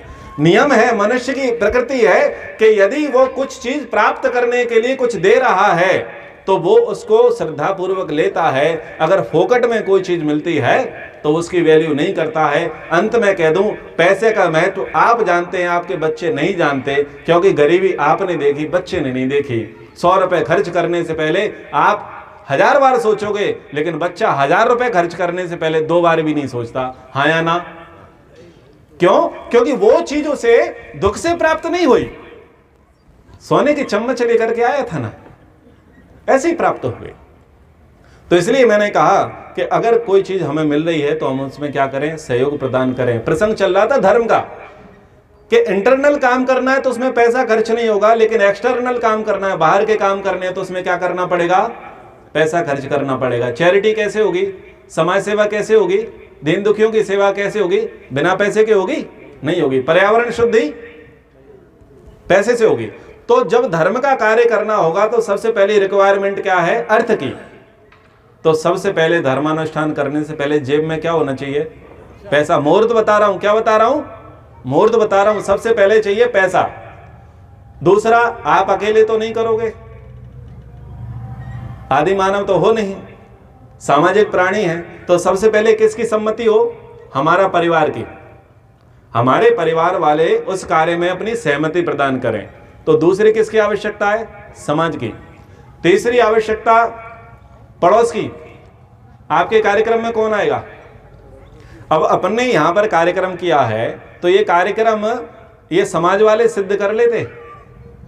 आपको देखना पड़ा ना कि आप सबको अनुकूलता है क्या। नहीं तो हम तो पूना में, मुंबई में और गोवा में तो रात्रि 9 से 11 का प्रवचन रखते हैं। अगर वो 9 से 11 यहां प्रवचन रखें, आप आ जाओगे रात्रि में? नहीं आओगे। ये आपके समय के अनुकूल रखा ताकि आप उस समय पर आ सकें, खाने पीने से फ्री होकर के, और आपको जाते समय भी कोई असुविधा ना हो। आपके समय को देख करके रखा है ना। क्यों? कार्यक्रम तभी सिद्ध हो सकता है जब समाज के लोगों का सहयोग प्राप्त हो। तो 3 चीज समझ में आ गई। और चौथा क्या है? चौथा यह है कि 45 डिग्री टेम्परेचर ना हो, मूसलाधार बारिश ना हो, और 5 डिग्री टेम्परेचर ना हो। यानी भयंकर गर्मी ना हो, भयंकर बरसात ना हो, और भयंकर सर्दी ना हो। यह है सर्वोत्तम मुहूर्त। ऐसा मुहूर्त बनाओ। अब हमारी समस्या गंगा दशहरे के पीछे, अख्ती के पीछे। पता चला मॉल भरे पड़े हैं, रिसोर्ट भरे पड़े हैं, विवाह मंडप भरे पड़े हैं, टेंट वाले कोई फुर्सत नहीं, माइक वाले कोई फुर्सत नहीं, डीजे वाले कोई फुर्सत नहीं, खाने वाले को फुर्सत नहीं, उसको 10 जगह खाने जाना है। और ऐसा मुहूर्त बना करके बैठे हैं। पता चला रोड पे निकले तो जाम पर जाम, क्योंकि हर 10 मीटर के बाद बारात जा रही है। बोले मुहूर्त है, ये मुहूर्त है, ये आफत है, ये आफत है। ये मुहूर्त मैंने आपको बताया ऋषि दयानंद का। ऐसा मुहूर्त बनाना चाहिए। और दूसरी बात, जब आपके मन में शुभ कर्म करने का विचार आए तभी कर डालो। क्योंकि विचार शुभ कर्म जो आता है वो सत्वगुण के प्रभाव से आता है, और सत्वगुण ज्यादा देर तक टिकता नहीं है। रजोगुण आता है, और रजोगुण के बाद तमोगुण आता है। मैं कई बार मंचों से बोलता हूं कि बड़ी योजनाओं से प्रभावित होकर के लोग कहते हैं कि हम 1 लाख रुपए का दान देंगे। यानी 1 लाख की घोषणा कब करी गई? उसके अंदर वो प्रभाव हुआ, सत्वगुण का आधान हुआ, तो उसने 1 लाख बोल दिया। और भोजन करने के पश्चात शाम को वो 1 लाख पर पुनर्विचार करता है। और जब वो आश्रम से लौट करके घर आता है तो वो 11,000 तक रह जाता है। क्यों? समय बदल गया। पहले सत्वगुण की वृत्ति थी, फिर रजोगुण आया, फिर तमोगुण आया, और बस वो हानि लाभ देखना शुरू कर दिया। 1 लाख की घोषणा थी और 11,000 पर व्यक्ति रह गया। यानी शुभ कर्म का करने का जब विचार हो तब कर डालो, और अशुभ कर्म का जब विचार हो तो ऐसा मुहूर्त निकालो जो कभी मुहूर्त ना आए। किसी को घर से निकालना हो, लड़ाई बखेड़ा करना हो, संपत्ति से बाहर निकालना हो, मारपीट करनी हो, गाली गलौच करनी हो, तो मुहूर्त से करो। कैसे करो? मुहूर्त से करो। और ऐसा मुहूर्त निकलवाओ जो मुहूर्त ही ना आए। पुण्य कर्म में मुहूर्त मत देखो, पाप में मुहूर्त देखो। ये बात मैं आपको बताना चाहता हूं। सत्यनारायण भगवान को हमने समझा कि सत्य किसे कहते हैं, नारायण किसे कहते हैं, और भगवान किसे कहते हैं। भगवान के स्वरूप को समझना चाहिए। अब भगवान का स्वरूप नहीं समझा, भगवान का व्रत नहीं समझा तो कैसे बात बनेगी? अब सबकी समस्या तो यही है कि भाई सत्यनारायण कथा तो हुई पर सत्यनारायण समझ में नहीं आया। हाँ या ना बोलो, आया समझ में? नहीं आया। नाम था कि सत्यनारायण भगवान का व्रत करें, तो क्या व्रत है वो नहीं बताया। किसने व्रत किया? बोले लकड़हारे ने। क्या किया? बोले ये नहीं पता। ब्राह्मण ने किया क्या सत्यनारायण का व्रत? क्या था? बोले ये नहीं पता। और वही उल्कामुख नाम के राजा ने किया, वही तुंगध्वज ने किया, लेकिन क्या किया ये नहीं पता। ना तो भगवान का पता, ना भगवान के व्रत का पता। तो भगवान का पता चल गया ना। सत्यनारायण कौन है? जो जल और जीवों के बीच में रह रहा है, घट घट व्यापी है, जो कण कण में व्याप्त है, उसको नारायण कहते हैं। और जो कभी नष्ट नहीं होता, अखंड है, एक रस है, शाश्वत है, उसे हम सत्यनारायण भगवान कहते हैं। तो ईश्वर के स्वरूप को समझो। ईश्वर एक है या अनेक है? घर में कितने हैं? ईश्वर एक जगह रहता है, सब जगह रहता है? घर में कितनी जगह मानते हैं? मानेंगे एक जगह, बोलेंगे सब जगह। बोले भगवान सब जगह रहता है, हरि व्यापक सर्वत्र समाना। सर्वत्र समान है तो अलग अलग जगह क्यों जा रहे हो? अपनी सुविधा से BHK बना रखे हैं, 2x2 का अलमारी, 4x4 का मंदिर, 8x8 का मंदिर, 10x10 का मंदिर। हमने भगवान के स्वरूप को बिगाड़ा है, हमने भगवान के स्वरूप को बिगाड़ा है। वेद में भगवान के विषय में कहा, सपर्यगा शुक्रम अकायम अवृणम असनाविरम शुद्धम पाप विद्धम कवि मनीषी परिभू स्वयंभूर याथा तत्थो अर्थान वेददाक्षा स्वतिभ्य समाभ्य। ईश्वर सपर्यगात, सब ओर गया हुआ है। कोई ऐसी जगह नहीं है संसार में जो ईश्वर से खाली हो। संसार ईश्वर में समाया हुआ है, ईश्वर संसार में समाया हुआ है, कोई जगह खाली नहीं है। ईश्वर शुक्र है यानी शीघ्रकारी है। हम क्या बोलते हैं, भगवान के घर में देर है अंधेर। क्या मानते हो, भगवान के घर देर है? अब किसी के सिर नहीं हिल रहे, इधर देखता हूं। मान तो लिया कि अंधेर नहीं है, पर बताओ देर है क्या? कितने लोग मानते हैं कि भगवान के घर में देर होती है? ईश्वर के घर में ना देर होती ना अंधेर होती। कर्म का बीज जैसा होगा वैसा फल देगा। आप पानी पीते हैं तो पेट कब भरता है? अगले सप्ताह। साइनाइड खाएंगे तो मरेंगे कब? अगले साल। गेहूं का बीज बोएंगे तो फल कब मिलेगा? 24 घंटे के भीतर नहीं मिलेगा ना। क्या समझ में आया? कर्म का बीज जैसा होगा वो वैसा फल होगा। कुछ कर्म ऐसे हैं जो इंस्टेंट फल देंगे, शीघ्रकारी होंगे, और कुछ फल कैसे होंगे जो दीर्घकालीन होंगे। इसलिए ईश्वर ना देर करता ना ईश्वर अंधेर करता। ईश्वर तो व्यवस्थाओं से बंधा हुआ है। उसने जो व्यवस्थाएं बनाई हैं, जो नियम बनाए हैं, वो तो उन नियमों का पालन करता है। तो अगर गेहूं हम बोएंगे तो वो 4 महीने बाद ही मिलेगा, 4 दिन में नहीं मिलेगा। और खाना खाएंगे तो खाना खाने के तुरंत बाद भूख से निवृत्ति होगी, वो अगले दिन नहीं होगी। जैसा कर्म करेंगे और जिस रेशियो में, जिस मात्रा में कर्म करेंगे, उस कर्म के अनुसार ही हमको फल मिलता है। हम क्या मानते हैं कि भगवान बड़ी देर कर रहा है। लोग भगवान के पास हिसाब मांगने चले जाते हैं कि हम इतने दिनों से तुम्हारी पूजा कर रहे हैं, इतने दिनों से तुम्हारा व्रत कर रहे हैं, इतनी मालाएं फेर रहे हैं, इतना दान दे रहे हैं, भगवान हमारी सुनता नहीं है। बोले कब से कर रहे हैं? बोले 1.5 साल से। तुम हो कितने के गए? बोले 41 साल के। बोले पिछले 39 साल का इतिहास निकलवाएं क्या? बोले नहीं।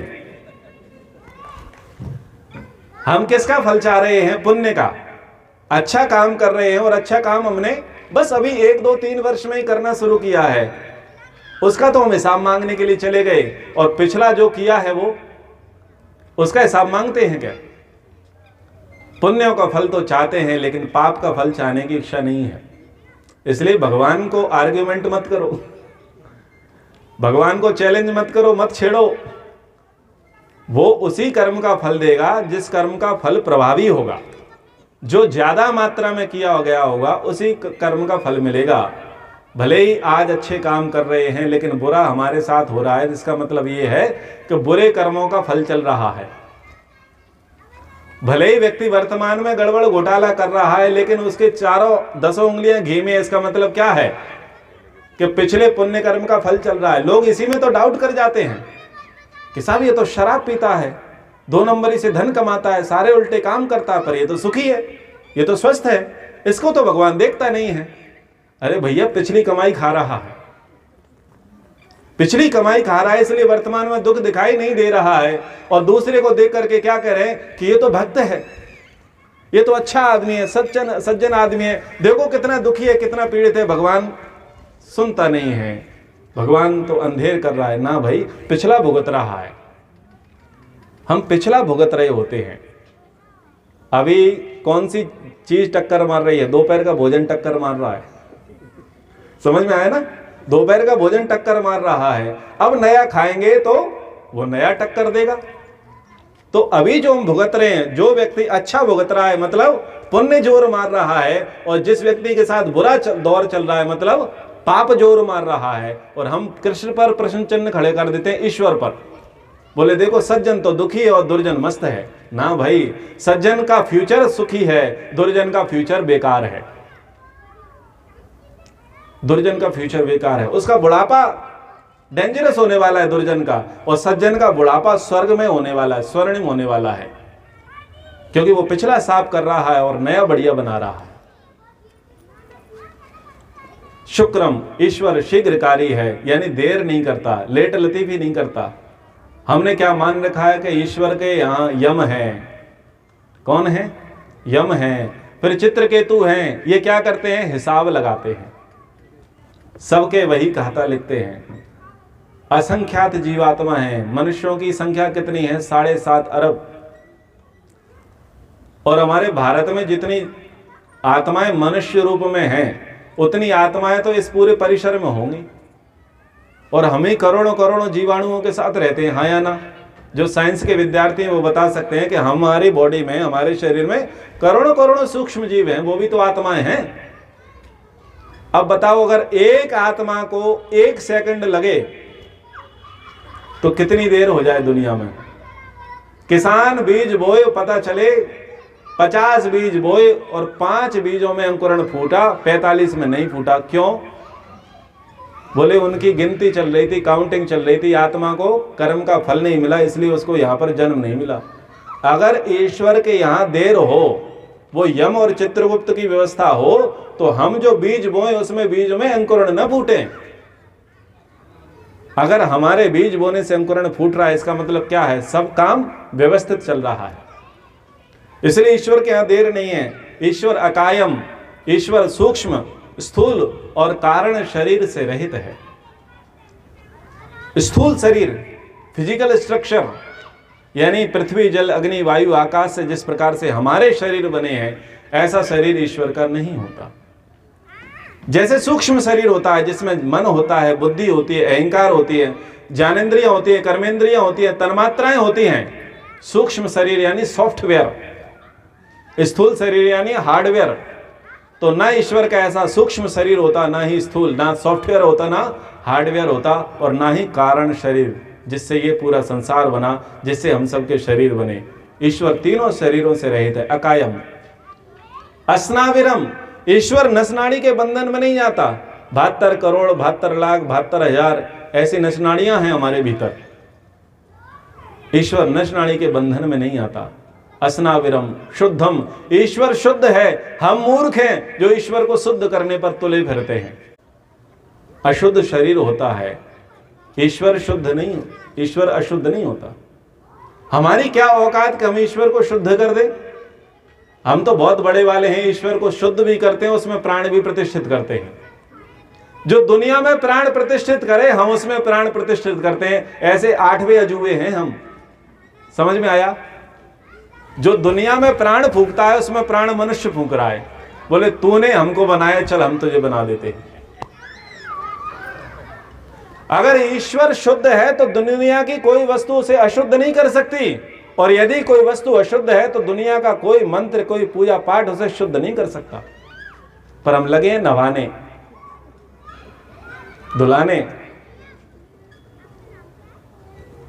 गुलाब में ईश्वर है या नहीं है? गुलाब में, कीचड़ में, कीचड़ में, कीचड़ में। रुको रुको रुको, इधर मामला तो गड़बड़ इधर ही है। कीचड़ में भगवान, कीचड़ में कड़कड़ में है तो धोना धाना नहीं करना है। जब कड़कड़ में भगवान है तो क्या शुद्धि हुई, क्या अशुद्ध हुई? ईश्वर निर्विकार है, वो विकारी नहीं है, वो सड़ता नहीं है, वो गलता नहीं है, वो घटता नहीं, वो बढ़ता नहीं है। वो किसी के दुख से दुखी नहीं होता, किसी के सुख से सुखी नहीं होता, वो किसी के साथ राग द्वेष नहीं करता, वो निर्लेप है।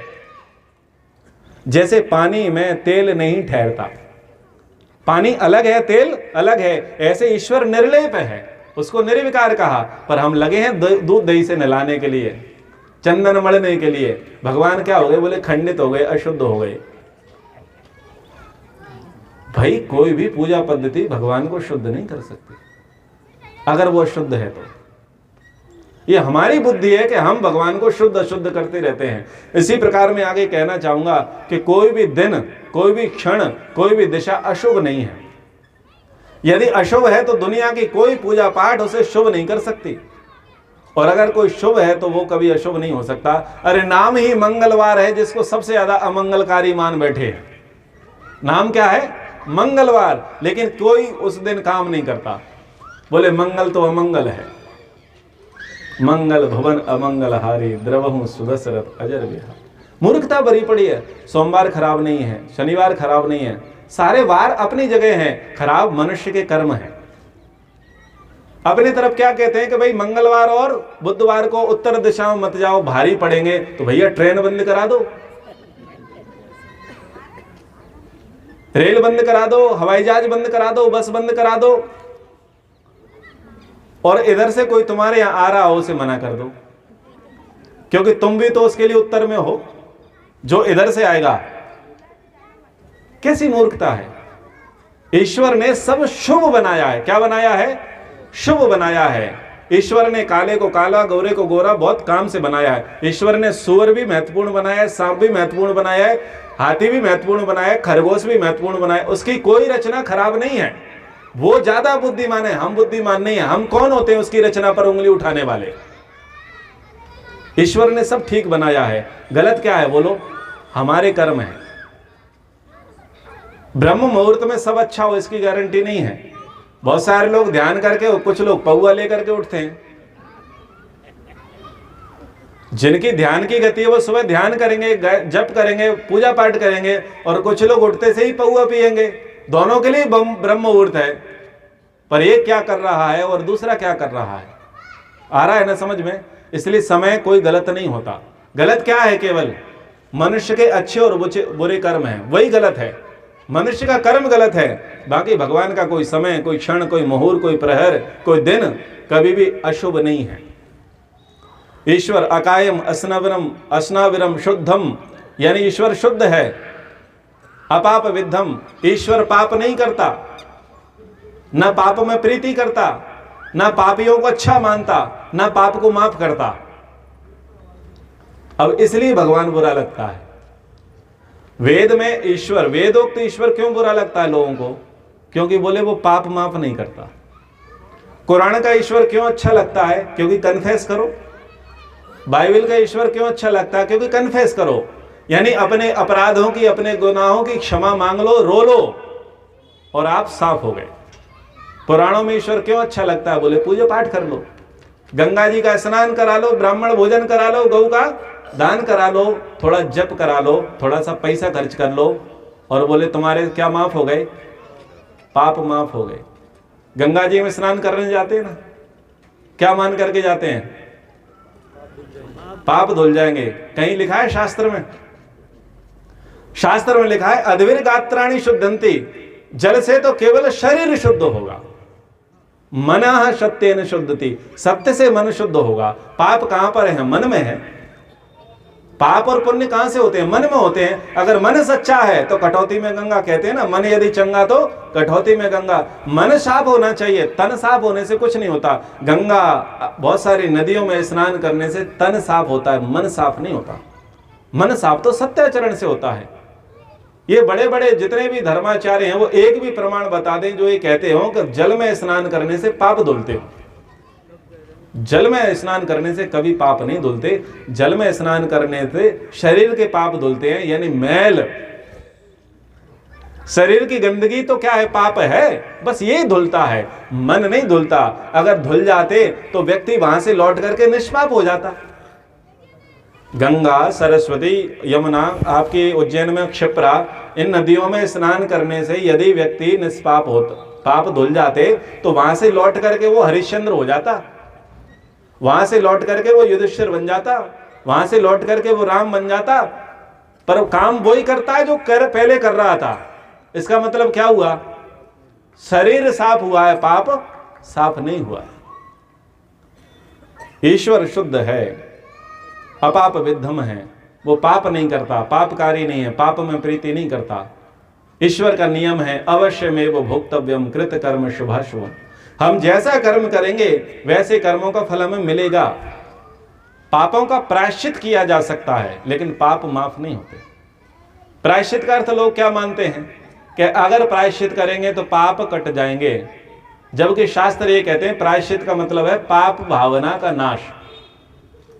और पाप की भावना के नाश के लिए व्रत लिखे हैं कि चंद्रायण व्रत करो, यव मध्य व्रत करो, कृच्छ व्रत करो, प्रजापत्य व्रत करो, यानी भूखा रहो 15-15 दिन, 1-1 महीने भूखा रहो, गायत्री का जप करो, संध्योपासना करो, ध्यान करो, हवन करो, दान दो, शारीरिक रूप से परिश्रम करो, गौ की सेवा करो, दीन दुखियों पर दया करो, पेड़ लगाओ, परोपकार के कार्य करो।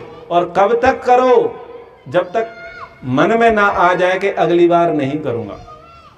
प्रायश्चित का मतलब ये होता है, यानी हमको लगा कि मैंने ये गलत काम किया है, जब तक आप कान नहीं पकड़ लो पक्के तरीके से कि अगली बार नहीं करूंगा, तब तक प्रायश्चित पूरा नहीं होता। यानी प्रायश्चित करने से पाप नष्ट नहीं होते, प्रायश्चित करने से पाप भावना नष्ट होती है। और जब तक पाप भावना का नाश नहीं होता तब तक प्रायश्चित यानी व्रत सफल नहीं है। तो ऐसे हमें प्रायश्चित करना चाहिए। क्या लगता है पाप होते हैं कि नहीं होते? कोई ऐसा है जो ये कह दे मैं पाप नहीं करता या करती? सभी पाप करते हैं, पाप सभी से होते हैं। बिना पाप किए सरवाइव कर ही नहीं सकते। समझ में आ रहा है ना? खेती कर रहे हैं तो क्या हो रहा है? कपड़े पहन रहे हैं तो क्या हो रहा है? पाप हो रहा है। फर्नीचर का प्रयोग कर रहे हैं तो पाप हो रहा है। कार में चल रहे हैं तो क्या हो रहा है? पाप। यानी हिंसा तो होनी ही है। पर्यावरण को कहीं ना कहीं हम नुकसान तो पहुंचाते ही हैं, पशुओं को तो नुकसान पहुंचाते ही हैं। अब खेतों में प्लॉट कट रहे हैं, बोलो पाप है या नहीं है? खेतों का जीव कहां जाएगा? तुम्हारे घर में प्रवेश करेगा, फिर कहते हैं यार गिंजाई आ गई हैं, कीड़े आ गए हैं। अरे उनकी जगह रहने की थी, वहां तुमने घर बना लिया है, तो वो तुम्हारे घर में प्रवेश कर रहे हैं, तुम उनके घर में प्रवेश कर गए हो। फिर व्यक्ति मारेगा उनको। कॉकरोच आ गए हैं, झिंगुर आ गए हैं, ये आ गए हैं, वो आ गए, फिर उन्हें मारेगा। पाप होते हैं, इनको मानना चाहिए कि पाप होते हैं, लेकिन पाप का बोझ इतना ना हो जाए कि नरक में चले जाएं। इसलिए क्या करते रहें? नित्य प्रतिदिन पुण्य करें। जब पाप डेली हो रहे हैं तो पुण्य वर्ष में एक बार नहीं होगा। पुण्य भी हमको क्या करना पड़ेगा? नित्य प्रतिदिन करना पड़ेगा। तो अपाप विद्धम कवि मनीषी परिभू स्वयंभूर याथा तत्थो अर्थान वेदधाक्षा सुतिभ्य समाभ्य। ऐसा ईश्वर है, ऐसा ईश्वर है। एक बहुत बड़ा भक्त था, राजा के पास आया, वो राजा का मंत्री रहा। एक दिन राजा ने पूछा, मंत्री जी आप बड़े ईश्वर भक्ति की बात करते हो, ये बताओ ईश्वर कहाँ रहता है, क्या करता है, और है तो कुछ देखता भी है नहीं देखता है? बोले राजा साहब कैसी बात कर रहे हैं, आपको भगवान पर अविश्वास है? बोले मुझे भगवान पर अविश्वास नहीं, मुझे तुझ पर अविश्वास है। तू बता, तू मेरे प्रश्न का उत्तर दे देगा क्या? बोले इतनी जल्दी तो नहीं दे सकता। बोले समय ले ले। उसने कहा राजा जी 7 दिन का समय दे दो, अगले रविवार को जब राज्यसभा लगेगी तब हम उत्तर दे देंगे। लेकिन मंत्री का तो मुंह सूख गया, उसको प्रश्न के उत्तर देते नहीं बने। उसका एक पीए था, सब मंत्रियों के क्या होते हैं? पीए होते हैं, पर्सनल असिस्टेंट होते हैं। उन्होंने देखा कि भाई हमारे मंत्री जी का मुंह तो सूखा सा है, उतरा सा है, कारण क्या है? बोले राजा जी ने बोल रखा है कि ये बताओ ईश्वर क्या करता है, कहाँ रहता है, क्या देखता है, और अगर नहीं बताया तो संपत्ति कुर्क होगी और हमको कारावास मिलेगा। बोले मंत्री महोदय आप निश्चिंत रहें, ये जिम्मेदारी हमारी है, आपके इन प्रश्नों का उत्तर हम दे देंगे, आप निश्चिंत रहें। मंत्री जी ने कहा पीए ध्यान रखना, मैं तो लपेटे में जाऊंगा, तू भी लपेटे में आएगा। बोले राजन मंत्री महोदय आप चिंता न करें, निश्चिंत रहें।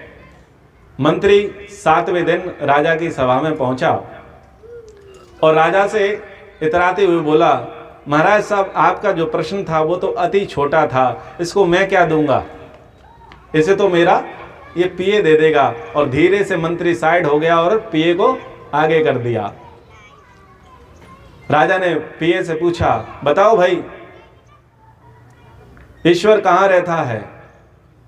उसने बोला, मैं तो बिन बुलाया मेहमान हूं ना, मंत्री तुम्हारे कर्मचारी है, मैं तुम्हारा कर्मचारी थोड़ी हूं, मैं तो अतिथि हूं। और आपके राजकरण में अतिथि का ऐसे सम्मान होता है, बिना कुछ खिलाए पिलाए और प्रश्न शुरू। राजा को लज्जा आई कि हाँ भाई, ये तो अतिथि है, ये तो बिन बुलाया मेहमान है। तो अतिथियों के लिए क्या लाया गया? चाय नहीं, दूध। आजकल के अतिथि के लिए क्या लानी पड़ती है? लाड मैकाले के मानस पुत्र है ना, इसलिए लाड मैकाले के मानस पुत्र है, इसलिए सम्मान में क्या लेके आते हैं? चाय। चाय को क्या बना रखा है? पंच प्याला। तो वहां दूध लेकर के आए, एक कटोरे में दूध देखा, दूध में उंगली डालने लगा, वो पिए। बोले पीता क्यों नहीं है, क्या ढूंढ रहा है? बोले राजन, हमने सुना है कि दूध में घी होता है, दिखाई नहीं दे रहा है। बोले मूर्ख, ऐसे थोड़ी ना दिखाई देता है। बोले राजन, कैसे दिखाई देगा? बोले दूध को पहले गर्म करो, गर्म करके ठंडा करो, फिर उसमें जामन डालो, फिर उसे बनाओ, दही बनाओ, फिर मथनी डालो, मथनी से उसे रगड़ो, तब जाकर के दही घी निकलेगा। बाकी है तो सही, पर प्रोसेस है। बोले राजन, आपके पहले प्रश्न का यही उत्तर है कि ईश्वर है, बस तपना पड़ेगा, तपना पड़ेगा, तपस्या करनी पड़ेगी, धैर्य को धारण करना पड़ेगा, यानी ठंडा यानी सरल बनना पड़ेगा। व्यवहार कैसा हो? उग्र नहीं। व्यक्ति पहले तपस्वी हो, दूसरा वो सरल हो। और तपस्वी हो और कठिन हो तो उस व्यक्ति को परमात्मा प्राप्त नहीं होगा। पहले तपस्वी बने, फिर उसका जीवन निरभिमान यानी सरल होवे, फिर वो ध्यान की मथनी से ध्यान का जामन डाले और ओम की मथनी से जब मथे तो समाधि में परमात्मा का साक्षात्कार होता है। ऐसे ईश्वर प्रकट होता है। जैसे दूध के कण-कण में घृत विद्यमान है, ऐसे ही संसार के कण-कण में परमात्मा विद्यमान है, पर प्रोसेस से होकर के गुजरना पड़ता है। राजा को बड़ी प्रसन्नता हुई कि आपने पहले प्रश्न का उत्तर दे दिया। अब दूसरा प्रश्न है कि बताओ कि राजा पूछता है कि बताओ ईश्वर क्या करता है? बोले आप किसी सामान्य व्यक्ति के विषय में नहीं पूछ रहे, आप ब्रह्म के विषय में पूछ रहे हैं। और ब्रह्म के विषय में शिष्य भाव से पूछा जाता है, गुरु भाव से नहीं। राजन क्षमा चाहता हूं, बताओ तुम मुझे अपना गुरु मानते हो या शिष्य मानते हो? बोले गुरु मानते हैं, ब्रह्म विद्या कह रहे हैं। तो अच्छा, बढ़िया शिष्टाचार है। गुरु नीचे खड़ा है और शिष्य सिंहासन पर बैठा है। राजा फिर लज्जित होता है और नीचे उतर के आता है और पिए को गुरु मान करके कहां बैठा देता है? कुर्सी पर बैठाता है। बोले भगवान यही करता है, राजा को रंक बना देता है और रंक को राजा बना देता है, यही करता है। और क्या करता है भगवान? किसी को कुछ भी बना सकता है क्षण भर में। देख तुझे कौन बना दिया और मुझे क्या बना दिया। मैं अभी अतिथि था और अभी मैं राजा हो गया, अभी तू राजा था और अभी तू सामान्य प्रजा बन गया। और क्या चाहिए तुझे प्रमाण ईश्वर के विषय में? उसने कहा दो बात समझ में आ गई, मुझे अंतिम बात बताओ कि भगवान किधर देखता है। तो पास में दीपक जल रहा था। विदूषक ने कहा, उस पिए ने कहा कि दीपक को देखो, किधर देख रहा? दीपक की लौ किधर देख रही है? बोले सब ओर देख रही है। तो ईश्वर ही सर्वचक्षु, ईश्वर सबका चक्षु है, सबका दृष्टा है, वो सब ओर देख रहा है। ऐसा ईश्वर है। आपको ईश्वर समझ में आया? थोड़ी थोड़ी बात समझ में आई। अब आप लोगों की समस्या हुई कि हम तो अलग प्रकार से ईश्वर को मानते आए और अभी हम कैसे मानते हैं, अब हम कैसे माने। तो ये भजन के उपदेश के साथ इस प्रसंग को हम विराम करेंगे। फिर कल सत्यनारायण कथा के जो यजमान हैं उन यजमानों की कथा हम आरंभ करेंगे सुबह 10 बजे से। समय पर आप आ जाना। तो भजन है ये आपकी ही एक वेदना है, आपकी एक समस्या है कि अभी तक तो हम भगवान को दूसरे प्रकार से मानते आए, अब भगवान को कैसे माने। अजब हैरान हूँ भगवन, तुम्हें कैसे रिझाऊं मैं। अजब हैरान हूँ भगवन, तुम्हें कैसे रिझाऊं मैं। कोई वस्तु नहीं ऐसी जिसे सेवा में लाऊं मैं। कोई वस्तु नहीं ऐसी जिसे सेवा में लाऊं मैं। अभी तक हम क्या करते थे, भगवान के आगे बैठ गए हैं, मूर्ति के आगे बैठ गए हैं और सबसे पहले शंख बजाते हैं, घंटी बजाते हैं, क्या करते हैं कि यहाँ पर कौन आ जाए, भगवान आ जाए। और अभी आपने क्या सुना, हरि व्यापक सर्वत्र समान। ईश्वर तो संसार के कण कण में व्याप्त है। अब पूजा करने वाला परेशान है और क्या कह रहा है, करें किस तौर आह्वान कि तुम मौजूद हो हर जान। करें किस तौर आह्वान कि तुम मौजूद हो हर जान। निरादर है बुलाने को अगर घंटी बजाऊं मैं। घंटी किसके लिए बजाएं, जब वो है तो फिर बजाएं कैसे, जो है फिर बुलाएं कैसे। एक और समस्या, अब हमारे सामने क्या है, मूर्ति है, क्या कर बैठे हैं, प्राण प्रतिष्ठा। और हम क्या माने बैठे हैं कि नारायण यानी विष्णु संसार के किस में व्याप्त है, कण कण में। तुम ही हो मूर्ति में भी, तुम ही व्यापक हो फूलों में। मूर्ति में भगवान है या नहीं है, और फूल में तुम ही हो मूर्ति में भी, तुम ही व्यापक हो फूलों में। भला भगवान पर भगवान को कैसे चढ़ाऊं मैं। भला भगवान पर भगवान को कैसे चढ़ाऊं मैं। भगवान तो एक है ना, 2 4 6 8 10 तो है नहीं, मूर्ति में भी है और फूल में भी है। तो फिर भगवान को भगवान पर कैसे चढ़ाएं, भगवान को भगवान पर चढ़ाया जा सकता है, नहीं चढ़ा सकते। हम क्या करते हैं, भोग लगाते हैं, हलवा बनाते हैं, खीर बनाते हैं। लगाना भोग कुछ तुमको तेरा अपमान करना है। लगाना भोग कुछ तुमको तेरा अपमान करना है। अरे खिलाता है जो सब जग को उसे कैसे खिलाऊं मैं। खिलाता है जो सब जग को उसे कैसे खिलाऊं मैं। इसी प्रसंग में निवेदन के साथ पूछना चाहता हूं, भूख पहले है या भोजन? पहले बोलना ही नहीं चाहिए। पुरुष भूख पहले बोले तो चलेगा। माताओं, बच्चा गोद में पहले आता है या उसके लिए दूध पहले आता है, ये बताओ।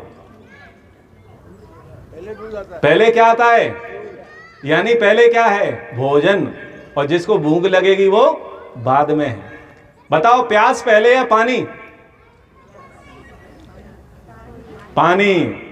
बताओ, रोग पहले है या औषधि? औषधि। अब ठीक पकड़ा आपने। संसार की जब रचना हुई, संसार में सबसे पहले ईश्वर ने जलचर प्राणी बनाए, थलचर प्राणी बनाए, नवचर प्राणी बनाए और छोटे प्राणियों से लेकर के धीरे धीरे बड़े और बड़ा प्राणी बनाया। संसार के सबसे अंत निर्माण प्रक्रिया में सबसे बड़ा सुविधा भोगी प्राणी ये 2 पैर का मनुष्य बनाया। आखिरी में मनुष्य भगवान ने बनाया है क्योंकि ये सुविधा भोगी प्राणी है।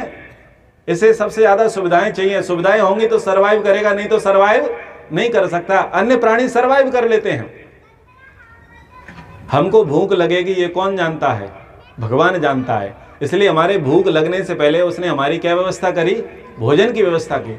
हमको प्यास लगेगी ये हमारा बनाने वाला जानता था, इसलिए उसने हमारे लिए पहले पानी की व्यवस्था की। वो जानता था ये मनुष्य भोगी है, बहुत भोगेगा और रोग आएंगे, इसलिए इसके लिए औषधि की जरूरत है। इसलिए औषधि पहले है, पानी पहले है, भोजन पहले है, यानी सारी व्यवस्थाएं वो पहले कर रहा है और तुम भोग लगा रहे हो। लगाना भोग कुछ तुमको तेरा अपमान करना है। अरे खिलाता है जो सब जग को उसे कैसे खिलाऊं मैं। धूपम दीपम दर्शयामि। अच्छा, अगरबत्ती आप लोग घर में लगाते हैं? मैं आप सबसे करबद्ध निवेदन करूंगा, अगरबत्ती को आज ही छोड़ देना। अगरबत्ती, धुएं की संस्कृति वाले हम नहीं हैं। ना अगरबत्ती घर में लगाओ, ना धूप बत्ती घर में लगाओ। घर में दीपक जलाओ, गाय के घी का दीपक जलाओ, सरसों के तेल का दीपक जलाओ, नारियल के तेल का दीपक जलाओ, अथवा आप तिल के तेल का दीपक जलाओ, लेकिन अगरबत्ती मत जलाओ। अगरबत्ती में बांस होता है और बांस को हम जलाते नहीं हैं। अरे पीने के लिए शुद्ध पानी नहीं मिलता तो क्या वो अगरबत्ती शुद्ध पानी से बनी होगी? और बहुत सारे लोगों को एलर्जी होती है धुएं से। हम धुएं की संस्कृति वाले नहीं हैं, हम तो उजाले की संस्कृति वाले हैं। हमारे यहाँ कहा तमसो मां ज्योतिर्गमय, हम अंधकार से प्रकाश की ओर चलें। इसलिए अगर आप पूजा पाठ करते भी हैं तो मेरा निवेदन है कि अगरबत्ती को आप छोड़ देवें, आप दीपक को स्थान प्रदान करें। तुम्हारी ज्योति से रोशन है सूरज चांद और तारे। अच्छा, भगवान ने आंखें दी है ना, देख सकते हैं ना, देख सकते हैं। ये पकड़ी बात। अगर प्रकाश नहीं होगा तो हम देख नहीं सकते, अगर अंधेरा रहेगा तो नहीं देख सकते, प्रकाश होगा तो देख सकते हैं। तुम्हारी ज्योति से रोशन है सूरज चांद और तारे। अरे महान अंधेर है कैसे तुम्हें दीपक दिखाऊं मैं। धूपम दीपम दर्शयामि, दीपक दिखाते हैं ना भगवान को। अरे जिसने तुम्हें दिखा दिया है तुम उसे दिखाने पड़े हो। हमको हमारा प्रकाश किसने किया? ईश्वर ने किया। और हम किसका प्रकाश करने लगे हैं? ईश्वर का। जिसने सूर्य चंद्रमा बना रखे हैं, चमकीले पदार्थ बना रखे हैं, हिरण्यगर्भः समवर्तताग्रे भूतस्य जातः पतिरेक आसीत्। सब निधियों का, सब सूर्यों का, सब रत्नों का, सब नक्षत्रों का वो अकेला मात्र भंडार है, हम उसे दिया दिखा रहे हैं। ये भी एक प्रकार से क्या है, हमारी वास्तविक पूजा नहीं है। लेकिन हमने तो चंदन मंगा रखा है, चंदन मंगा रखा है, रोली मंगा रखी है। और अभी नारायण को क्या देखा हमने? नारायण कैसा है? कण कण में व्याप्त है। लेकिन अभी क्या लगाना है? भुजाएं है न गर्दन है, न सीना है न पेशानी। भुजाएं है न गर्दन है, न सीना है न पेशानी। अरे तुम हो निर्लेप नारायण, कहाँ चंदन लगाऊं मैं। तुम हो निर्लेप नारायण, कहाँ चंदन लगाऊं मैं। माता पिता का कार्य केवल संसर्ग करना होता है, लेकिन उस आत्मा को प्राण देने का कार्य किसका होता है? ईश्वर का होता है। किसान का काम है बीज डालना, लेकिन बीज में अंकुरण फुटवाने का काम किसका होता है? ईश्वर का होता है। यानी सब मूर्तिमान पदार्थों में प्राण कौन फूंक रहा है? ईश्वर फूंक रहा है। और हम किस में प्राण फूंक रहे हैं? है ना उल्टी गंगा। जो सब में प्राण फूंक रहा है हम उसमें प्राण फूंक रहे हैं। जो सबको बना रहा है हम उसे बना रहे हैं। बड़े नादान है वो जन जो घड़ते आपकी मूरत। नादान है हम, जिसकी मूरत बना रहे हैं वो भगवान नहीं है, वो भगवान के मानने वाले हैं। और हमने भगवान के मानने वालों को कौन मान लिया? भगवान मान लिया।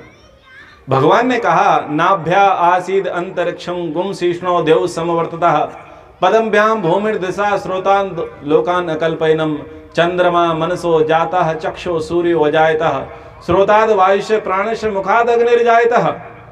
ईश्वर ने पुरुष सूक्त के अंतर्गत अपने विराट स्वरूप को प्रदर्शित किया कि मैं कैसा हूं, कि मेरे पैर पृथ्वी हैं, मेरे नेत्र सूर्य चंद्रमा है, मेरे कान जो है दिशाएं हैं, मेरी नाभि अंतरिक्ष है। बना सकता है कोई मूर्ति? ईश्वर ने जैसे अपने स्वरूप को प्रदर्शित किया है वैसे स्वरूप को कोई भी मनुष्य बना नहीं सकता। हम किसके स्वरूप को बना रहे हैं? जो हमारे जैसा है। हम वैसा ही स्वरूप किसका बनाए बैठे हैं? भगवान का। पर इतिहास उठा करके देखो, वो हैं जो भगवान को मानते थे। हम तो भक्तों को पूजने लगे हैं और भक्तों को पूज करके मानते हैं कि हम भगवान को पूज रहे हैं।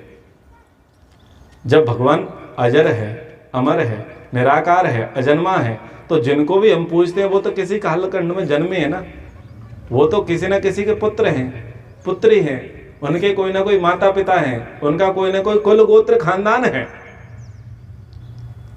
पर क्या भगवान का कोई कुल गोत्र खानदान है? हमारे यहाँ तीन शक्तियां बहुत अच्छे प्रकार से पूजी जाती हैं, ब्रह्मा जी, भगवान विष्णु और भगवान शिव। कुल खानदान है इनका? इनके कहीं माता पिता नहीं है, लेकिन इनके जो अवतार माने गए उन सबके कुल खानदान है। संसार को बनाने वाली शक्ति का नाम ब्रह्मा है, संसार को निर्माण करने वाली शक्ति का नाम विष्णु है, संसार में लोगों का कल्याण करने वाली शक्ति का नाम शिव है, और सबको नष्ट करने वाली शक्ति का नाम रुद्र है। और सब शक्तियां, सब नाम, सब रूप किसके हैं? ईश्वर के हैं, ईश्वर के ही हैं। बड़े नादान है वो जन जो गढ़ते आपकी मूरत, अरे बनाता है जो सब जग को, उसे कैसे बनाऊं मैं, बनाता है जो सब जग को, उसे कैसे बनाऊं मैं। मूर्ति पूजा करनी है तो उस मूर्ति की पूजा करो जिस मूर्ति को रचा भगवान ने। सबसे बड़ी मूर्ति है हमारे माता पिता। माता पिता को किसने बनाया? भगवान ने बनाया। जिनको भगवान ने माना बनाया है, हम उनको पूजे, उनको माने, उनको जाने। क्यों? ये सब मूर्तियां संकेत हैं, सिंबल हैं। ये मूर्ति मूर्तिकार तक पहुंचा देगी, ये चित्र चित्रकार तक पहुंचा देंगे। यानी ऐसे पूजना है कि ढूंढते चले जाना है ये कौन चित्रकार है। हरी हरी वसुंधरा पे नीला नीला ये गगन। हम चित्र के पीछे पड़ गए हैं और चित्रकार को भुला बैठे हैं। हम चित्रकार को भुला बैठे हैं। हमें चित्रकार पकड़ना है। और चित्रकार कैसे पकड़ में आएगा? चित्र से पकड़ में आएगा, मूर्ति से पकड़ में आएगा। मूर्ति यानी संकेत, सिंबल से पकड़ में आएगा। कैसा अद्भुत समुद्र बनाया है, गोल धरती है और समुद्र का पानी उड़ता नहीं है। कैसी व्यवस्था कर रखी है, कैसी कारीगरी कर रखी है कि कोई भी नियम सनातन के अगेंस्ट नहीं जा रहा, प्रकृति के अगेंस्ट नहीं जा रहा। जो नियम बना रखे हैं वो नियम अटूट हैं। पानी हमेशा नीचे बहेगा, ऊपर बहता नहीं है। अग्नि हमेशा नीचे से ऊपर को जाएगी, ऊपर से नीचे नहीं आती। और हवा हमेशा बराबर बहती है। सतयुग में भी बह रही थी, त्रेता में भी, द्वापर में भी और कलयुग में भी, और आगे सतयुग आएगा तब भी वैसी बहेगी। हमेशा पहले शिशु होगा, फिर बालक, किशोर, यवान, प्रौढ़, वृद्ध होगा। यही प्रक्रिया है। बच्चा एकदम बूढ़ा नहीं होगा, बच्चा एकदम जवान नहीं होगा।